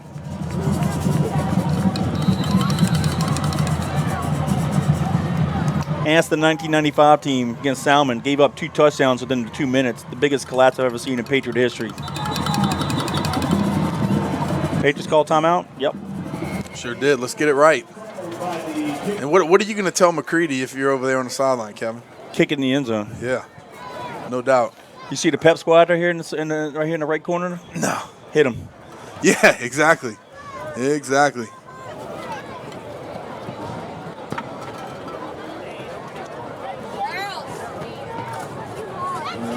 Woo, it's been fun, boy. I tell you what, my heart's been racing. You know, I'm gonna say this comment right now. Then. Yeah, go ahead. Not that we're gonna, hopefully we hold off and win, because I know the players come back and watch this, and we actually talk for the coaches. So listen, I want you guys, when y'all come back and watch this, you players, listen. I'm glad you had a tight game like this. Forget the national rankings. Forget number 1 in the state. You know, yeah, win a 4 straight district championship would be awesome, but the ultimate goal is to play for a state championship. We haven't played our best defensively and offense, special teams throughout the year. In a very tough ball game, 4 turnovers to their 1, goofy penalties. We kind of need this game. These guys, they steamrolled everybody. They haven't won. This will be a 22-game winning streak. Should we hold on to win? It's been too easy for them. They need a game like this. Well, you're right, and we talked about that before early in the game, Kevin, is whose character of the team is going to come out later in the game in this fourth quarter. 4 to 5 games to get your identity. Now, offense, we know what we can do offensively. It's just an off night for us. We know what we can do. Defensively, though, we had some injuries. We're getting some guys back. Special teams has played better tonight. But it takes a game like this to kind of get the guys together. You know what I'm saying? You just kind of have a tight game like this. No doubt about it. But here's the thing, too. I don't really think we sputtered offensively today. The only difference is we gave the ball up. Yeah. We had turnovers. We had sustainable drives, and then we would give the ball up. All right. Or then we would throw an interception. We had things that were very positive today offensively. The difference is we've seen Corey Wren and some other backs run long tonight. Tonight, Colin Guggenheim did it. Right. And then tonight we gave the ball up. Big games, and in games, period, you cannot have 4 turnovers and beat good teams. You just can't do it. Yep. You don't have 4 turnovers tonight, and the turnover margin is 0. This is a different ball game. Oh, yeah. Total different ball game. Hey, so offensively, I think we still did okay. Yeah, Rummel's defense is way better than this defense. No doubt about it. Look, we're getting some text messages. We got some technical issues. The audio and video is not synced up. Robbie said we're good to go. Just bear with us. Don't worry about the. It's probably from us yelling so loud. Don't worry about the video. We threw it off. Audio's better anyway. That's right. That's right. We got faces for radio. I know I do.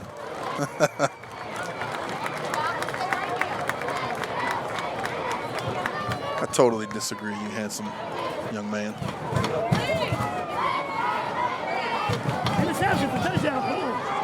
Here we go. All right. 148. 2 receivers to the right, 2 to the left. Is it Angelo back in the middle? He's even on the field. No, we're playing prevent. We got some younger guys, some throw it near side, complete number 3. Stipe can't get him down. Caleb gets him. Yeah, we got Alexander pushed him out of bounds. We got some smaller guys in the middle that can run out on the field. I guess that was Matthew. Angelo, here he comes. Martin, Angelo, Alexander. Yeah, I don't want to put too many young dudes on the field. Let's get some dudes that can run. Well, I didn't mean young guys. I meant like they were playing a little bit more of a. Yeah, I got you. Run after the ball if they're gonna dink it short and. Tell you what, we got a bunch of jockeys out there. Look at all the defensive backs. They're all like 5'9" and under. Angelo gets a free run to the quarterback. He puts a move on him. Has a guy all wide open and he dropped it. Yeah. I don't think that guy knew if he was going to turn and get smacked or not. Teasley. Angelo had a great jump on the snap, and boy, he was right there. But you could tell he's so tired. That quarterback just put a move on. He just went down. Yeah, he's worn out. But you got to love the effort. Yeah, no doubt about it. Now look, now they're going to stand him up over the center. Oh, that poor guy. Flag. Got to try to block him. This guy calls a penalty on JT. For what? I don't know. I guess talking, getting in his ear, or Johnny in his ear. You would get that right. Yeah, that was Johnny. The second one? Yep. Look at him. Johnny's he's still chirping. Yeah, he's down there pointing at him. Well, he's got 3 years to make up. Yeah. Well, we know him as a coach. He coaches aggressive and with a lot of emotion. And JT said, just stay away from him. All right, so it's 1:16 on the clock. The officials are just walking around. They don't know what they're doing. Yeah, golly. Come on, guys. I mean, it's a flag on us, then call it, mark it off, let's be done with it. Let's go. What are we doing? Let's go. Well, I don't know what he called. Did he call it a sideline warning? I don't know. Did he call a sideline penalty? Unsportsmanlike conduct? I don't know. So now the head of referees got a little motion to the back, just like, all right, come here. He's probably going to ask him this question you just asked. Yeah, I don't know what the call is. Maybe the guy has no idea. Johnny got on him so bad, this guy has no idea where he is. Well, JT's telling everybody to shut them out. Yeah, well, that's what needs to happen. Yeah, they should do that all the time. In a game like this, especially up by 2 scores with 1:16 left. Goodness gracious, let's just get out of here. But nonetheless, let's make a call and do what we got to do. Mark it off. Don't mark it off. Let's just go. It's going to be 15 yards. All the way to the 39-yard line. He kicked him out. Kicked him out? He made an ejection. So did Johnny get ejected? I guess. I don't have any idea. I saw his hand motion. It did an ejection to see. I don't even see Johnny. Yeah, he's right here. He's walking. Where? Right by Coach JT. Oh, there he is. I think he kicked him out. Look at Coach JT's look at him. Like, are you kidding me? He gone.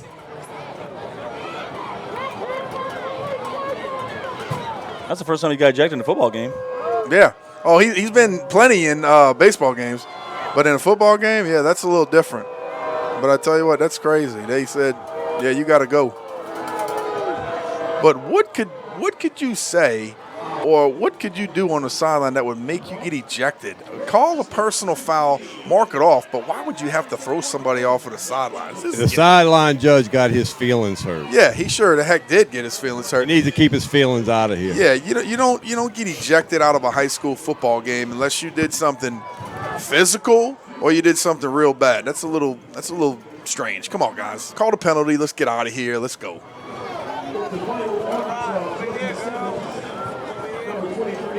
That's a huge delay. No, they got to report it to the association, official association, anytime you have an ejection. Oh, come on, guys. But the good news is it's not a player, so nobody's going to be lost next week. Right, that's true. That is true. Speaking of next week, we're going to, of course, we're talking about it at the posting. We're going to play a team from Florida next week at Pan Am next Friday night. Yeah, we got to take care of business. Yeah. Show everybody else what we're about. And can we play 1st and 10 at the 39? It's 1:16 to go in the ball game. This has been at least a 5-minute delay. Golly, they went from not knowing what the call was to the coach being ejected. Oh, this is crazy. Hey, it's a St. Aug night, right? Oh, yeah. Here we go. 2 receivers to the left, 2 to the right. Sampson. Ball key. There Takes you go. the pass from center. Throws it over Go here to get the him, side. Matt. Matt's going to make the tackle. Nice job. In bounds. Should be in bounds. He stopped the clock. This dude stopped the clock. Are you kidding me? Man, this dude's just bad. Now he's doing it. Now he's doing it to spite us. That's funny. Matt Jane tackled him in bounds. Yeah, he was definitely in bounds. Oh my goodness. 109 to go. One knee equals 2 feet, official. I mean, he was close to the sideline, but Matt got him down. Nah, this guy, he's all right. Doing what he's doing now, I guess. 3 to the right, 2 near side. Here we go. Let's get out of here. Empty set for Sampson. Honestly, St. Aug looks like they're ready to get out of here.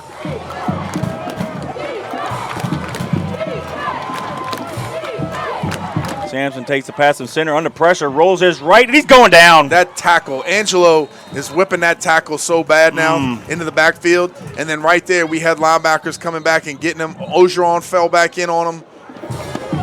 Nice job. Sampson's got to come out. He's hurt. They get an injury timeout. He got up, but he has to leave. Yep. Get him out. Got him back to the 39-yard line. So there's a loss of 4. Yeah, he has to come out. 59 seconds to go. He's got a leg, and now he's going to tell him to sit down, make it official. So, injury timeout on the field, 59 seconds to go. It's the Patriots 36, Purple Knights 22. I tell you what, it's going to be like watching the last 2 minutes of an NBA game. I'm telling you. It'll take forever. As long as it doesn't turn into Warren Easton 2 years ago, right? Oh, man. Well, was that Warren Easton? With the rain delays and all? Landry Walker. Or Landry Walker. That was the 5-hour game, right? Oh, goodness. Yeah, some people are starting to exit the stadium. They see the writing on the wall and starting to get going. But, yeah, we still got 59 seconds left here. Got an injury timeout. You're listening to it live on JohnCurtisPatriots.com. The score is 36-22. It has been an exciting, fun, back and forth, crazy game. The same thing that you'd expect from John Curtis and St. Aug. And it's been a good one. This one, we're going to talk about this one for a long time, too. But I tell you what we'll talk about more is the fact that the Patriots basically manned up, got physical, got aggressive, played with speed, and played Patriot football late in the fourth quarter to take this one away. Well, Angelo could talk about through the years as a sophomore and a senior. Patriots up by 7, and on 4th and long in both games, smoking the quarterback at the 1-yard line. And Guggenheim, both years, quarterback sneaking it from 1 yard out for 2 touchdowns. Hopefully, we can hold on for 2 touchdown margin of victory.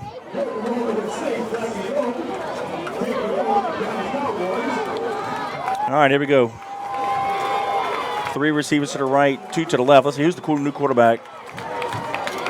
Number 2, that's going to be Keesley. Keesley under pressure, rolls near side, fires it incomplete. Now it's going to be 4th down with 35 seconds to go. I'm almost starting to feel bad for the left tackle. He is on skates. Yeah, Angelo's abusing him in this quarter. Sure is. And look, I said it earlier. It's going to come down to 4th down conditioning, aggressiveness, physicality, who's going to play with mental toughness. And right now, late in the fourth quarter, we're wearing them out. For such a conservative third quarter, we're getting all the action here in the fourth quarter. Yep. Here we go. Now as a defensive lineman, now 4th down and 11, really pin your ears back and go get them. There it is. Keesley steps up in the pocket, and he breaks a tackle. And he's going to be run out of bounds, shy of the 1st down. Good job. They'll turn it over on downs, and that's it. The Patriots will take it over with 27 seconds. And all we have to do is kneel it. Whew, good job. Way to put it away. Best formation in football right here.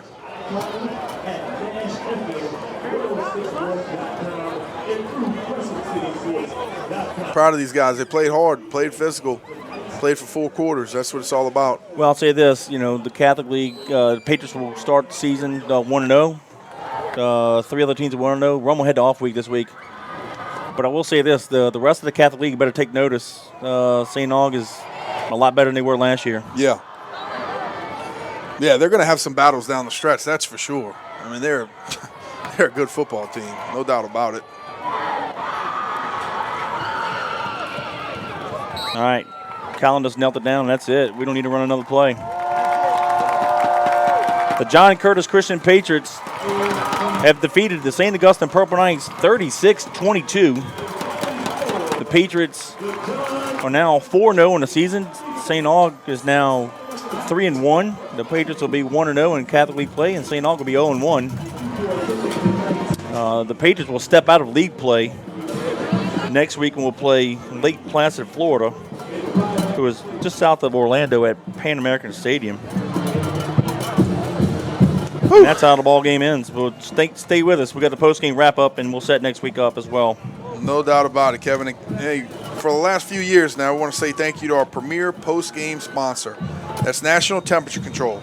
Family-owned and operated with over 40 years of experience in keeping people comfortable all over the greater New Orleans area. Frank Masco Jr. and son, Frank III, are fully licensed and insured. They service all makes and models of heating and cooling equipment. Some of the services are annual cleanings, preventative maintenance agreements, monthly filter changes, indoor air quality, UV lights, sealing and installing ductwork, air grills, bathroom and kitchen ventilation. They even provide 24-hour service, so call them anytime. 504-467-0440. That's 504-467-0440, or visit the website at ntcnola.com. So I want to say thank you to Frank Jr., little Matthew that's here on the Patriot football team, CC, Sherry, Frank III, and then, of course, Madeline, Logan, and Frankie as well. National Temperature Control, we appreciate your support of the Patriots. Well, the Patriots got the ball to start the ball game, went on a 6-play drive before fumbling it at the St. Augustine 34-yard line. Purple Knights got the ball and drove it down the field, and with 4:49 to go in the quarter, Sampson hit White with a 7-yard touchdown pass. Marks made the PAT, and that put the Purple Knights up 7-0. Patriots came back, and with 25 seconds to go in the first quarter, Guggenheim had a 53-yard touchdown run. McCready's PAT made it 7-7. That capped off a 3-play, 60-yard drive, taking 50 seconds off the clock. And that's how the first quarter ended, with the ball game tied at 7. Then with 9:09 to go in the quarter, St. Augustine retook the lead. Doyle had a 1-yard touchdown run. Marks' PAT made it Purple Knights 14, Patriots 7. And with 1:57 to go in the half, Guggenheim had a 42-yard touchdown run. St. Aug jumped all sides on the PAT. The Patriots decided to go for 2. Guggenheim ran around the right corner, got it, and that put the Patriots up 15-14. And that capped off an 8-play, 86-yard drive, taking 4:44 off the clock. And that was a weird drive where the Patriots had the ball at the 14. They got a first down, went backwards, had to punt. When they punted, St. Aug had too many guys on the field. The Patriots got the ball back. On third down, had an interference call. And then Googs took it over from 42 yards out. And that's how it was at halftime. The Patriots led 15-14. After both teams kind of turned the ball over, the defense got a stop, and then the Patriots literally turned the ball over. One of their 4 turnovers, 3 fumbles, and 1 interception tonight. Corey Wren with 11:47 to go in the fourth quarter. Actually, there was no score in the third quarter. Kind of a conservative quarter, if you will, but when the Patriots got the ball back with 11:47 to go in the ball game, Corey Wren had an 88-yard touchdown run, and McCready's PAT made the score 22-14 Patriots, and that capped off a 2-play, 94-yard drive, taking 37 seconds off the clock. And I believe that was after the missed field goal, actually. And then St. Aug came right back down with 10:57 to go in the ball game. Sampson hit Matthew with a 42-yard touchdown play. They went for 2. And got it. Sampson had a quarterback keeper around the left end, tied the ball game at 22. And then with 4:20 to go in the ball game, Guggenheim had a 76-yard touchdown run. McCready added a PAT. They made it 29-22, and that capped off a 2-play, 80-yard drive, taking 45 seconds off the clock. And then deja vu all over again. Like 2 years ago, the defense came on the field, got a couple sacks, and it was 4th and long. And like I said, like 2 years ago at Zephyr Stadium, Angelo sacked the quarterback at the 1-yard line on 4th and long. The Patriots took it over on downs, and the next play, Guggenheim took it over from 1 yard. McCready added a PAT, making it 36-22. And that was with 1:37 to go in the ball game, and it was just took forever to get that last minute 37 off the clock. And the Patriots defense held on. It was ugly at times, good at times, but you know, Danny, I don't want to sound like a beating a dead horse here, but every time the Patriots and Purple Knights get together, I mean, it's a weird game, kind of bizarre. Matter of fact, Cheryl Timms, one of our Patriots from the 80s, sent us a text, said this has been the longest, weirdest, most enjoyable game I've ever heard y'all call. And honestly, that's probably the best way to describe when the Patriots and Purple Knights get together. You just have bizarre stuff, and tonight was a perfect example of that. No doubt about it. Here's the thing, Kevin. We persevered through the adversity tonight. It's hard to beat an average team when you have 4 turnovers. We beat a good team when we had 4 turnovers, and hopefully that shows you the type of ball club that we have this year. Did we do everything right? Of course not. We did a lot of things wrong. We had crazy penalties, turnovers, a lot of bad things happened, but like I mentioned, we persevered through it, and the cream rose to the top. You know, this is a championship ball club, and we need to continue to play that way. We need to get a lot better. We need to do a lot of things different. But the character of this team persevered at the end. I'm very proud of them. They fought hard, and it's a good win for the Patriots. I agree. Anytime you can start Catholic off on 1-0 is good. Again, we'll take a step out of league play. We're going to play Lake Placid, Florida. They're a team from just south of Orlando. Hopefully we can get Big E back. We miss him. If he plays next week, he'll probably spot duty here and there. If not, maybe during Shaw. And then, of course, we'll get back into Catholic in 2 weeks against Shaw and Shaw Jesuit, Holy Cross, Roman, Brother Martin. That'll round it up. But Yeah, so next Friday will be what the is that? Let me quick. It's gonna be October 4th at Pan American Stadium, 7 o'clock kickoff against Lake Pleasant, Florida. Before we sign off, Danny, any final comments from you? No, just good to be back in here. Yeoman Stadium, beautiful place to play. It's been an awesome Saturday night, and